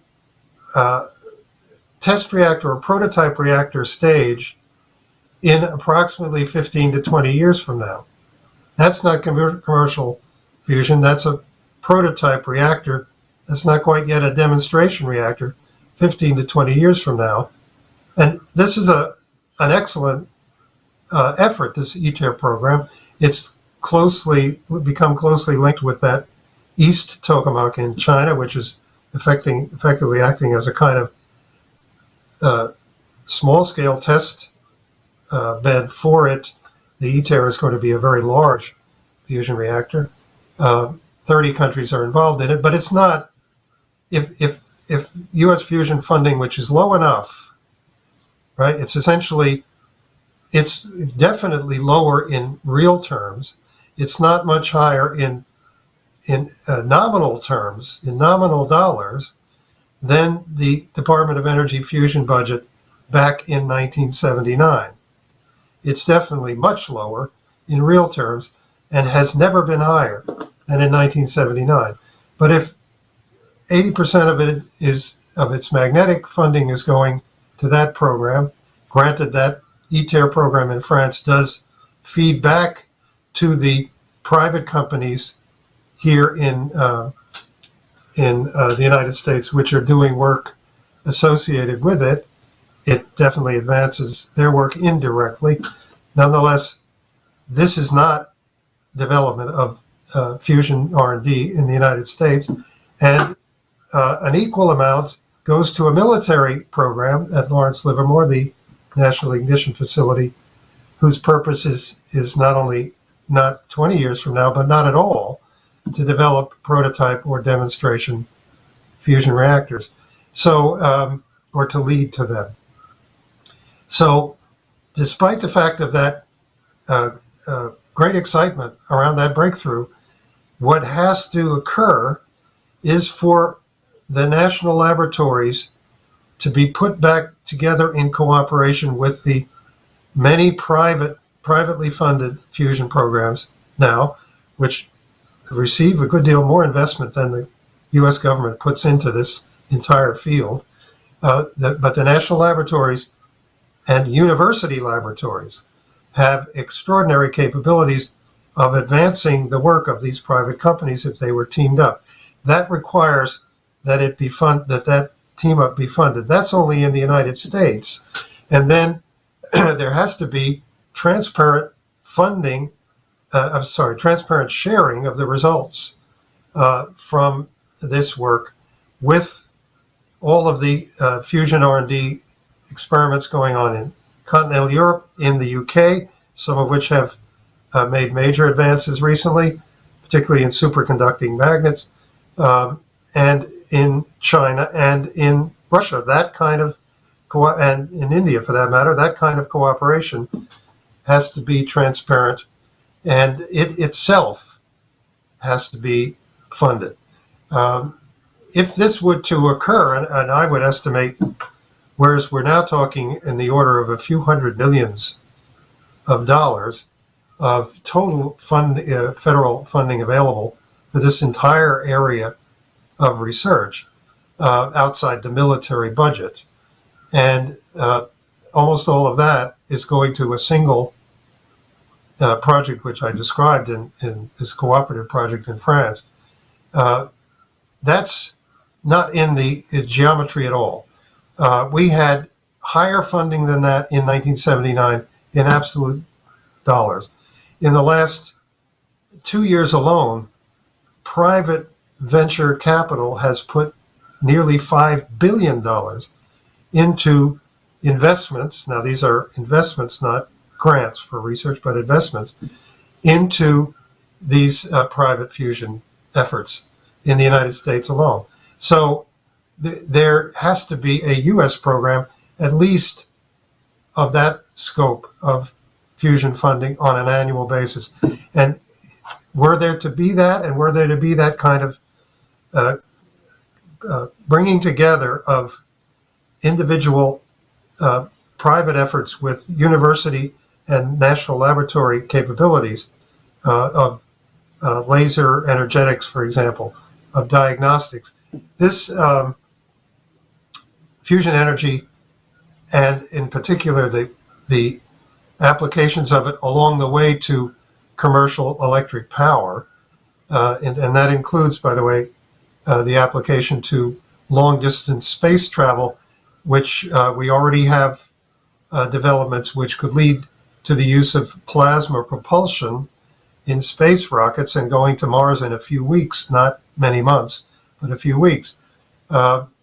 Those kind of developments may very well precede the commercialization of fusion as an electric power source, which, of course, from the standpoint of the human population as a whole, that is what is most needed, because we have an electric power deficit on the order of hundreds of gigawatts, actually thousands of gigawatts internationally, and there's no way to meet that, even to bring the developing countries to the existing standard of kilowatt hours per person per year of electricity of the European countries, the United States being significantly higher than that.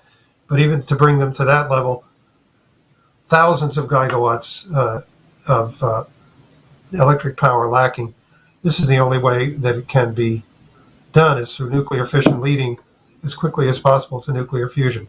So if that kind of, that's what I would call a crash program, if that were to be done, then fusion power, as I said in the discussion with Jason, may be a lot closer than any of you think.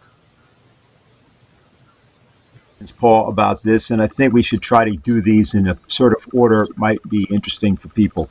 What you've just outlined, of course, brings to mind the necessity for a crash program, and of course, Kennedy always comes up, John Kennedy and the Apollo program. But you've talked about several elements here, and rather than list them, let me just ask this question. Okay, so the President of the United States announces, as has Biden, that this has to be a 10-year or is intended to be a 10-year program. Let's not hold him to that, but let's just say we wanted to design something along the lines of what actually the FEF, the Fusion Energy Foundation, worked on in the late 70s with what was called became known as the McCormick Bill, named after the sponsor, the congressional sponsor of the bill, which was for a 20-year program at that time. Model in the Apollo program. But we're talking about a combination of things. We're talking about fission power. We're talking about, I think you named fission fusion, a kind of hybrid, and then fusion. But at the same time, what we know is that we've just seen an experimental result in a laboratory. It was not a result that at all was intended to be applied to the notion of the generation of power per se in any commercial or industrial enterprise.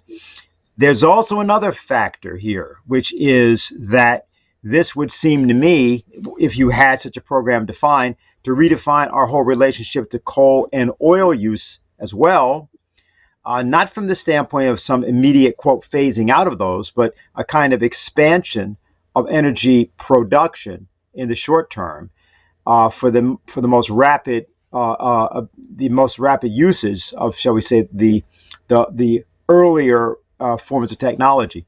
I wanted you to give us an idea of not how long that would take. That's not the idea at all. But let's take this issue of fission, for example. Now, there's different kinds of fission plants. We're talking here about, of course, uranium-based plants. There's also thorium plants, which have been talked about, power plants. There are the small modular reactor questions. There's the various generations, like the pebble bed reaction. This is all fission. So in what way, if you, let's suppose there were an SDI moment in America, as a result of all of the disasters that we see and as a result of the extraordinary danger of the moment. Let's just suppose there was an SDI moment and somebody in the White House or someone like that said, okay, we need to go with this. What would be the first thing that you think would be done in terms of the technologies that already exist, engineering problems already solved, to move toward a regime of solving the next order of problems? Kind of like I'm thinking about the fact that we went from Alan Shepard and just getting up there to do an orbit, to then John Glenn, and then to the idea of multiple persons in space, then having to do all of the various work to design the vehicles and so on. Then we had to do flybys of the moon. There was phases that you did before you got to the point of walking on the moon. So just wanted to get your sense of how we would proceed. Well, that's a huge question, but I think one thing I want to, this may seem unrelated, but it's not to the answer to that question. One thing I want to correct, if I did give this impression, the scientists involved in the breakthrough at the National Ignition Facility in California, these scientists were by no means indifferent to the civilian energy and scientific implications of the breakthrough that they had made. It remains the case that the program they're working on has other purposes which are military, which have to do with the ensuring in the crudest way, to ensure that the nuclear warheads in the U.S. Nuclear weapon arsenal will explode if they are used without testing them, since there is a test ban treaty in effect since 1996. So the program has been shaped for 25, 30 years by that purpose, but nonetheless, these scientists all gave plenty of evidence at that press conference on the 13th that they are keenly aware that what just happened there is a kind of a guide light on the shore, a lighthouse flashing a signal, the rate at which they improved their results and the way they did it, flashing a signal that fusion power may be closer than anybody thinks. They're aware of that. But the program is not organized to lead in that direction. Now, you're asking essentially what kind of a program is, and if you take the example of the Apollo project, not only did the funding of it ramp up very, very rapidly, so that within a very short period of time, 100,000 scientists and engineers were drawn into it in a matter of just a few years, out of 400,000 people working on NASA and directly NASA-related facilities around the country. All of this had come into existence in a very short period of a few years. So it ramped up extremely rapidly in terms of the investment that was made once Kennedy said, we're going to do this, and we're going to do this in this decade. And I think that as that was done, it was being planned not stage by stage, not to say, well, we've achieved this, let's look at what we have to do next, but rather the whole thing was being planned out. And as Marcia Freeman has shown in her books and writings, the whole thing had been being planned out for some time before Kennedy made his announcement by some of the leading scientists in the world who got to work on that program eventually.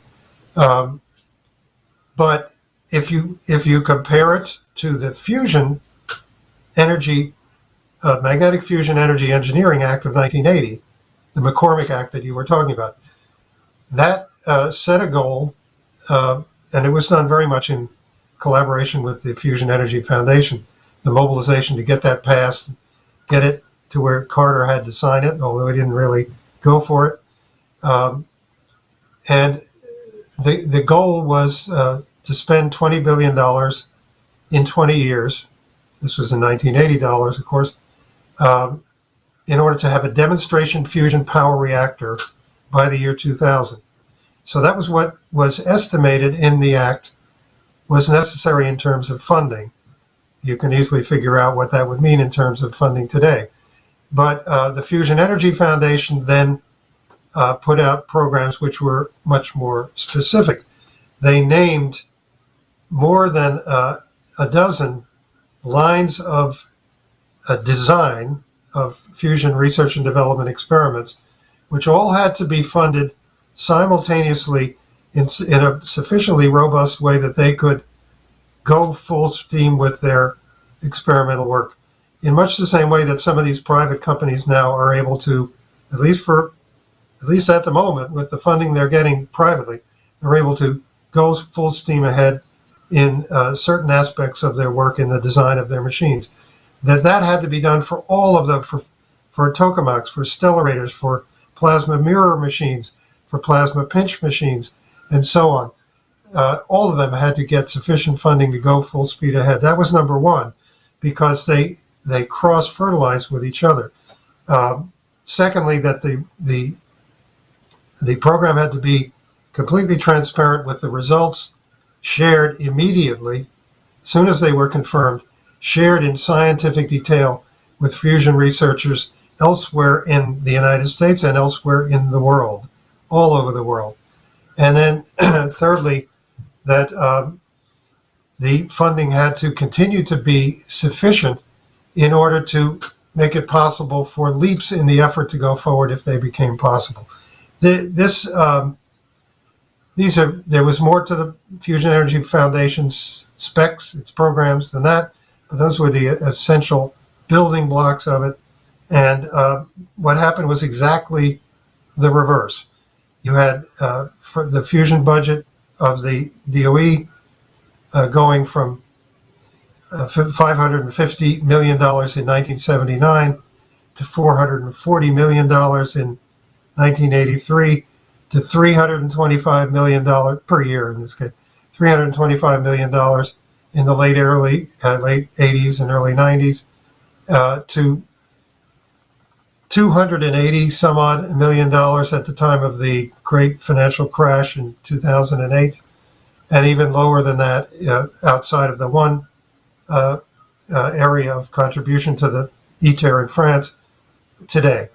And you had fusion directors of the overall fusion effort resigning, directors of fusion programs resigning in protest in cases when they were shut down.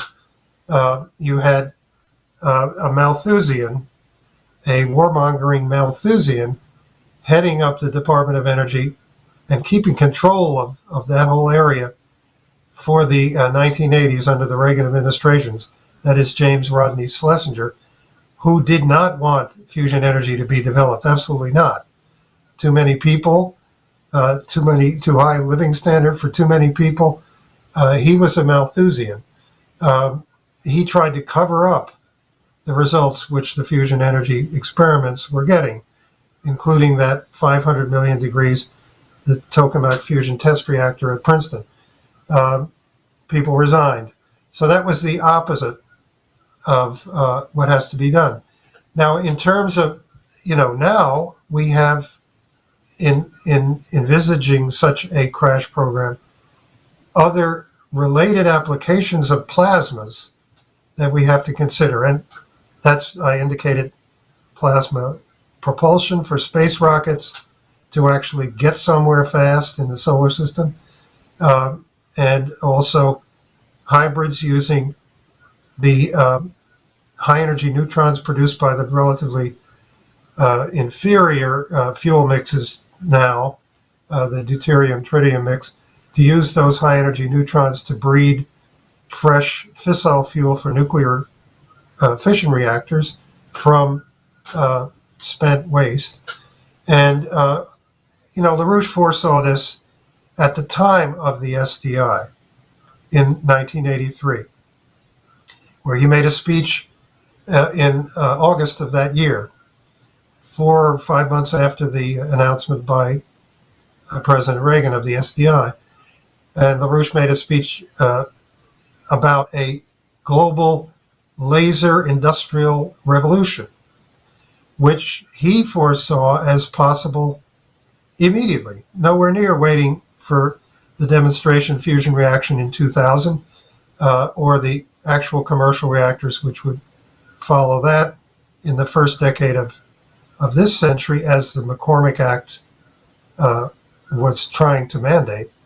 But LaRouche saw that revolution in laser industrial technologies occurring immediately, and in the use of plasma industrial technologies, and in the use of plasma technologies at all different temperatures, including all the way up to hundreds of millions of degrees and all the way down to room temperature and even below zero plasmas for use in biomedical and biooptical research and technology. So those things, as they develop, then they should be given the same kind of support. So again, as the Apollo project did, this would have to ramp up fast once these results emerge, and that's how you get to the moon in this decade and bring the human being back as well, is by that kind of ramp up, which went the fusion budget. The Apollo budget was quadrupled in a few years from what was already, after Kennedy's speech in Dallas, rather at Rice University. It was already quite high, made quite high, and then quadrupled in a few years in order to achieve that result. By the end of that decade, it was already falling dramatically. That is not, and that led to a stagnation, relatively speaking, in our space program. So that's not what we need. What we need is the way it was intended and did ramp up long enough in order to achieve the voyage to the moon. I have a short clip from Lynn I want to play, Paul, and get your response to it. And I want to make one comment just after we see it. So, Jose, if we can see that, and then I'll indicate where we will stop that. I'm going to get Paul's response to this. Now, let's just talk about this issue. Talk about the issue of statecraft right now. It is the oligarchical tradition, not an American tradition, but an oligarchical tradition, to propose that people who are appointed by an oligarchy as the selected representatives of an oligarchy to occupy the positions of government and institutions of government are the highest ranking authorities in shaping world policy. Now, that's not true. And that's not legal under our constitutional system. The highest ranking authority socially under the American system, under our constitutional system, is the individual citizen. The most significant figure in our history, U.S. history, never occupied elective office. His name was Benjamin Franklin.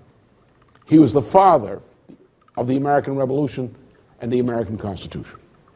Everybody who played any significant role in establishing this nation was a member of a group under the direction of Benjamin Franklin. The Declaration of Independence, while written by Jefferson as the clerk of the sessions, was dictated by Benjamin Franklin. The Constitution of the United States was directed by Benjamin Franklin. A citizen of the United States who had this acting postmaster general position, which he inherited from a governor of Virginia, a lieutenant governor of Virginia, but was nonetheless a citizen.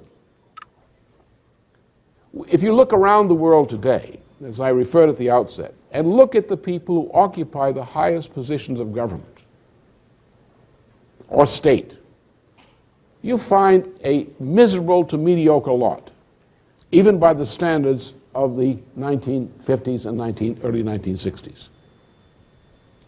You look at the populations which presumably elect these people to office. Why do they elect mediocrities? Why do they elect people who are not capable of dealing intellectually, emotionally, with the fundamental issues of our time? A case in which Jiang Zemin, the president of China, is an exception, an outstanding exception. Why are our politicians so bad? Why do we think of the neoconservatives in the U.S. Congress as the castaways, the ones that weren't sold at a rummage sale?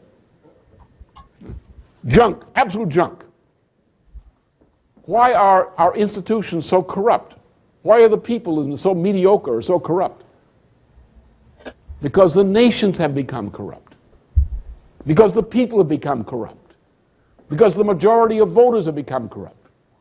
Why do voters in the United States have contempt for their government? Because their government allows people like them to vote. Okay, stop there. As a matter of fact, you cannot. Now later, slightly later, Lynn talks about the second great American, Abraham Lincoln. I want to point out that both Franklin, famously, of course, was an inventor and did the work on electricity that made him famous throughout the world as one of the great scientists, if not the greatest scientist of the 18th century. And then Lincoln also was an inventor. I had an actual patent for a modification on ships that he did to help ships get over obstructions in the rivers. And so I just wanted to bring this up, Paul, and get your response to the idea of what Lynn's saying there about Franklin, about his role as a scientist, and about that as the American tradition. Because what you're calling for, and what we would be talking about here is a way of addressing, at least by creating an upheaval in this population, which has yet to actually rise up against the destruction of the United States that's going on before their eyes, which we're seeing, a reversal in infant mortality rates increase there, a reversal of life expectancy.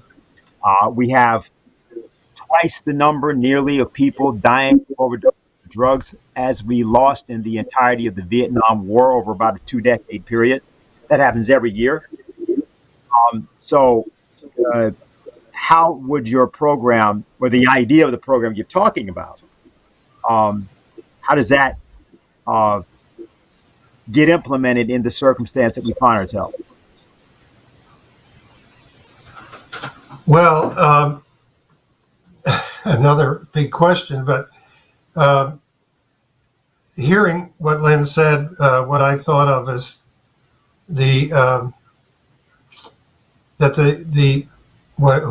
person I think was the most important figure in the development of the entire movement of non-aligned nations, as well also of the independence of the initial leader of that movement, India, was Mohandas Gandhi, who also never held elected office. In fact, he effectively created a mass nationalist party which won that independence but never even held any office in that party, but rather had that extraordinary effect by the moral quality of the way that he approached his fellow citizens, Indian citizens, whether he was in South Africa with them or for most of his lifetime in India, in bringing them to independence. It was the moral effect of his willingness to make love of humanity superior to absolutely everything, and in particular superior to the desire for revenge, superior to the desire for advantage over any other person, the willingness to sacrifice, rather, on behalf of the betterment of humanity, was what he insisted on in his personal, I would call it, persuasion of 300 or 400 million Indians to make themselves a self-governing, capable nation, and therefore get rid of the British who were oppressing them. And he was not a scientist as Benjamin Franklin was. I thought of him recently primarily because Monday, day after tomorrow, is the 75th anniversary of the day he was assassinated in 1948.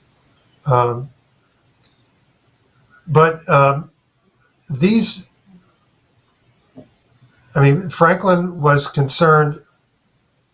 I think maybe part of the reason that he was so divorced from elective life is that he was so completely absorbed throughout his life from the time he was a teenager, and the question was vaccination against smallpox in the Massachusetts Bay Colony. Throughout his life, he was absorbed in every conceivable area of improvement of the life and the capabilities of his fellow colonial Americans and then his fellow, as he was able to foresee near the end of his life, his fellow Americans to whom he gave a republic if they could keep it. He was absorbed in everything from the way in which the Postal Service had to work, the way in which currency, nationally circulating currency, had to be created, and how it had to be regulated, to the development of the earliest forms of canals, which he was involved in England and in Scotland before he was in the United States, but he blazed the way for those. These were the technologies which had to have breakthroughs at that time.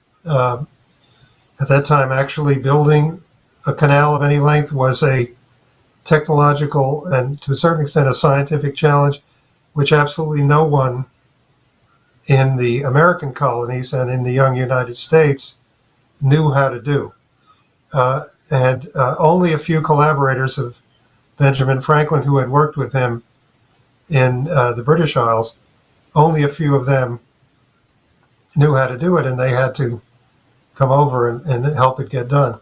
So, and everything in between. I mean, he was concerned entirely with that kind of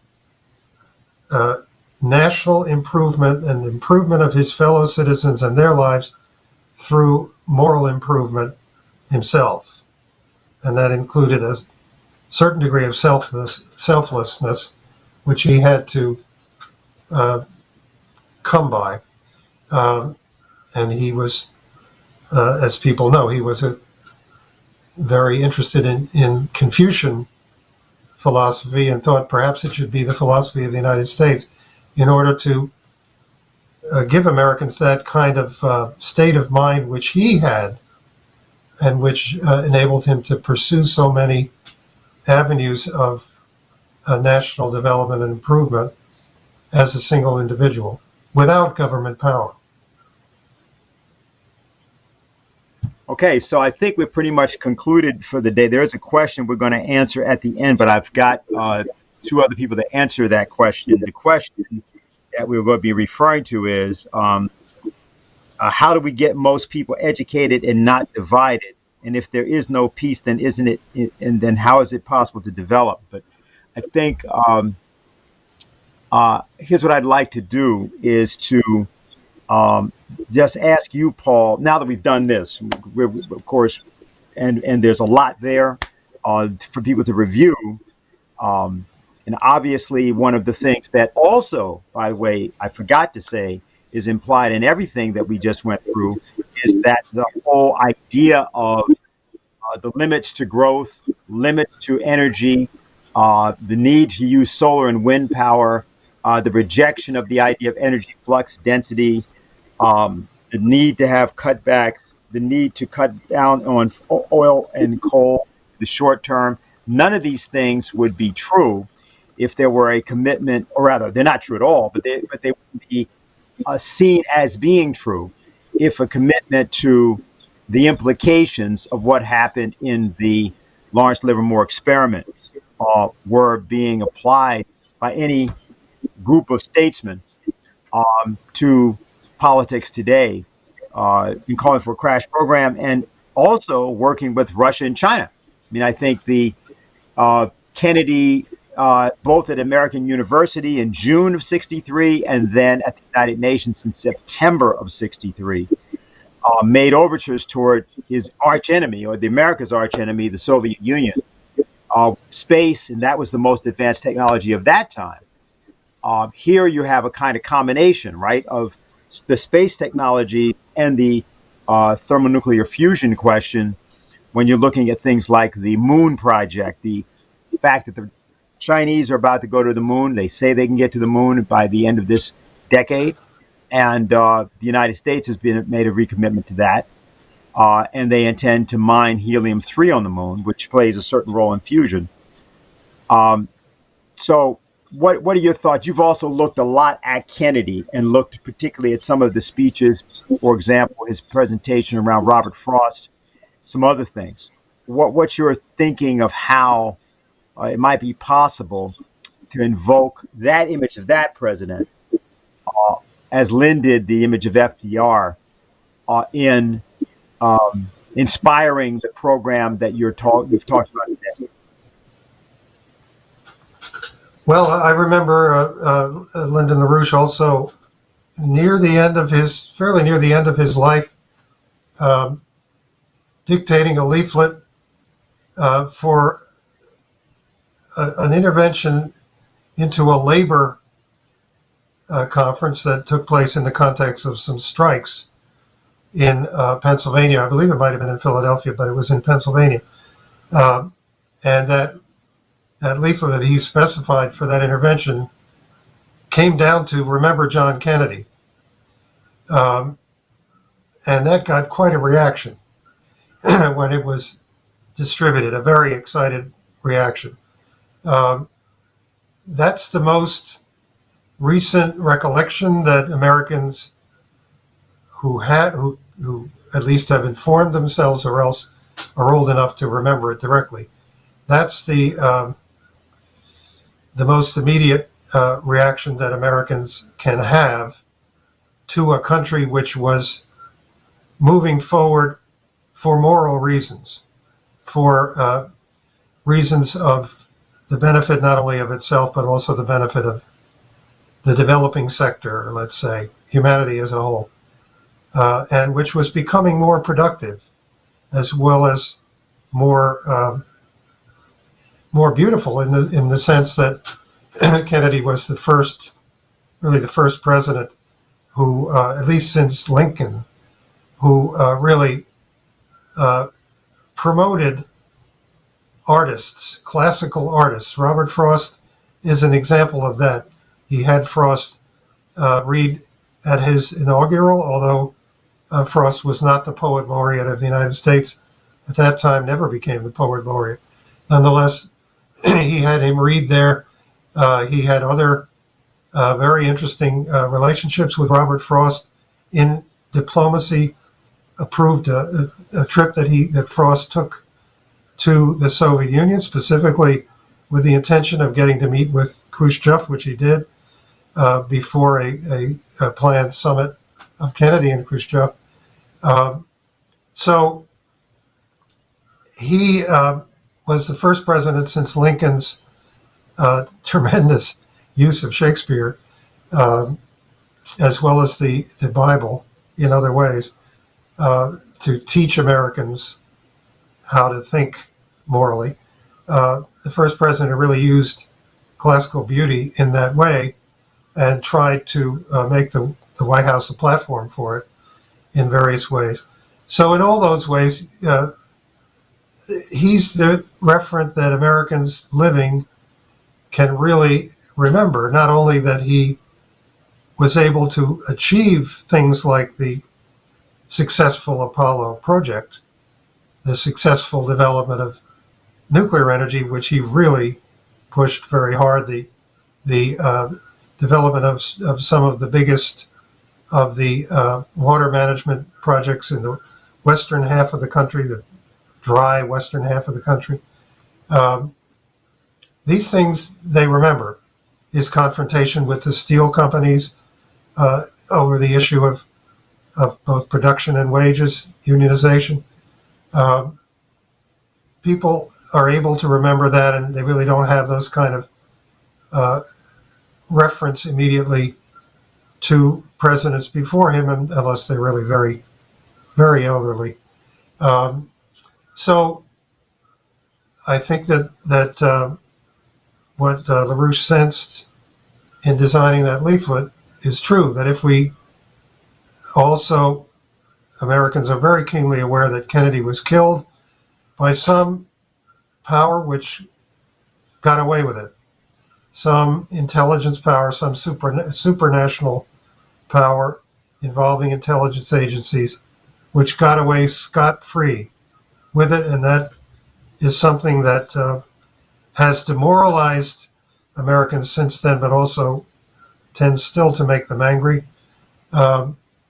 So there's no question that if Kennedy were looking at this level of prospect of development of fusion energy, and taking the way that he looked at nuclear, taking the way that he looked at going to the moon and space exploration,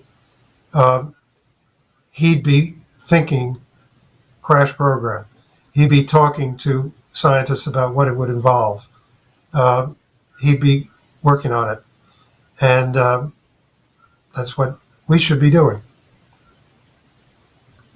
Okay, well, Paul, I want to thank you for being with us today. I think we've gotten a lot out in terms of the idea of what the development architecture part of this idea of an international security and development architecture would be. So that, I think, is important for the deliberations of next week. It's also thus so important in order to relieve the tension and pressure that people often feel when they're talking about this issue of the prospect of nuclear war, or somebody sort of weird like Annalena Baerbock or somebody saying these things about going to war with Russia, which of course is an insane idea. But back to the question that was asked and that we want to take up. And that question was, it came from the chat. How do we get most people educated and not divided? If there is no peace, then isn't it impossible to develop? So what we're going to do is take that question up by allowing one individual to answer it. You've already heard from Lyndon LaRouche.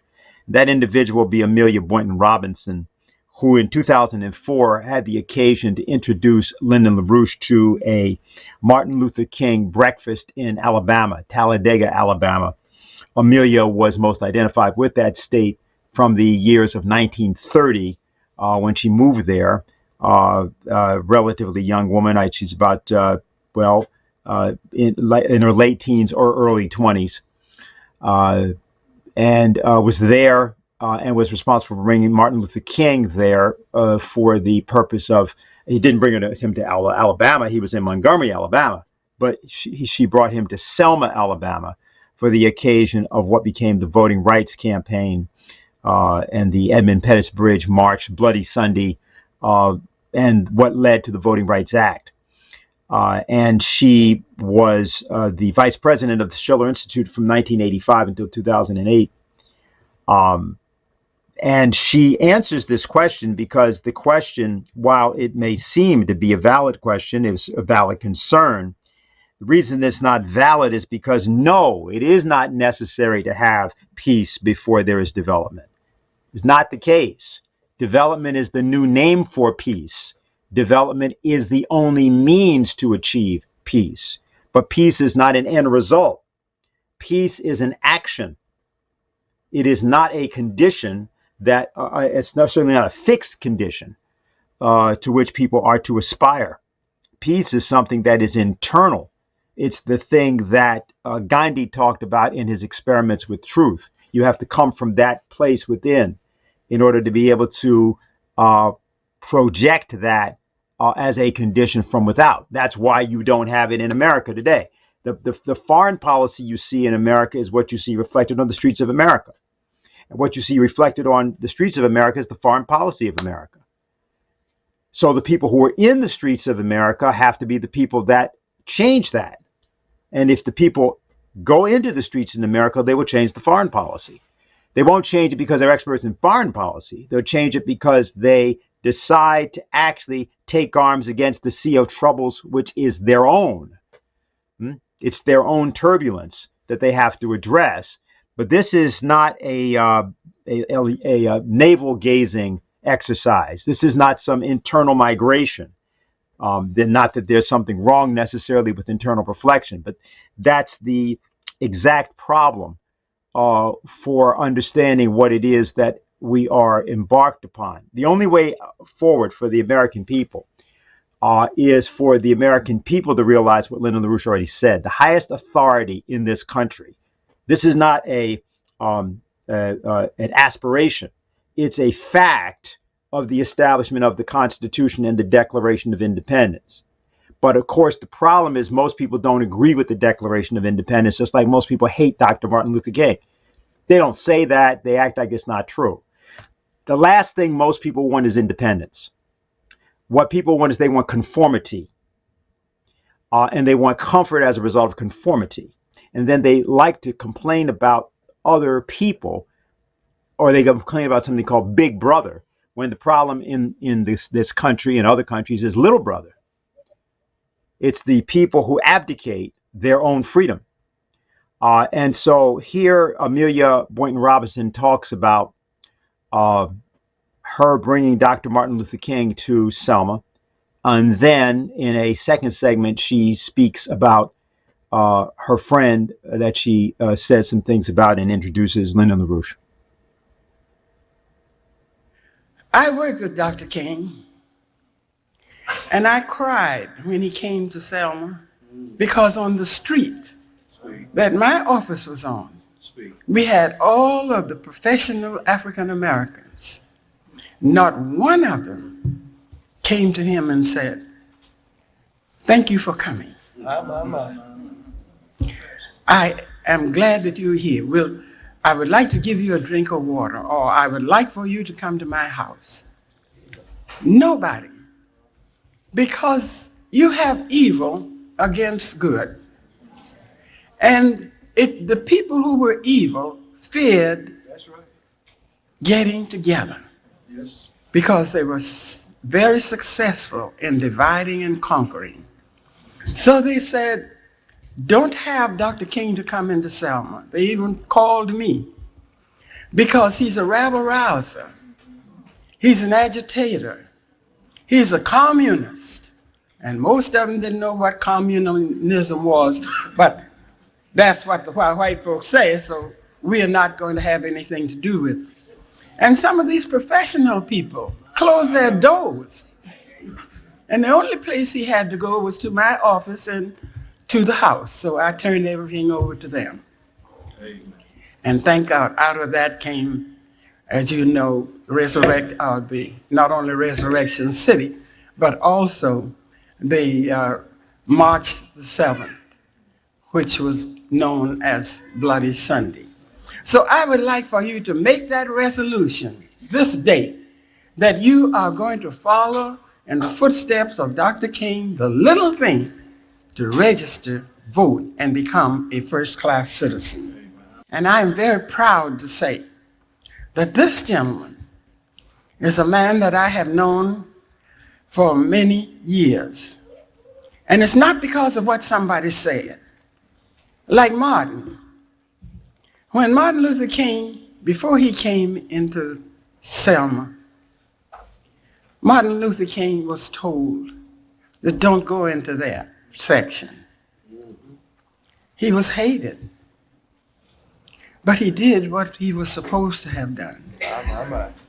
And that is what God had him to do.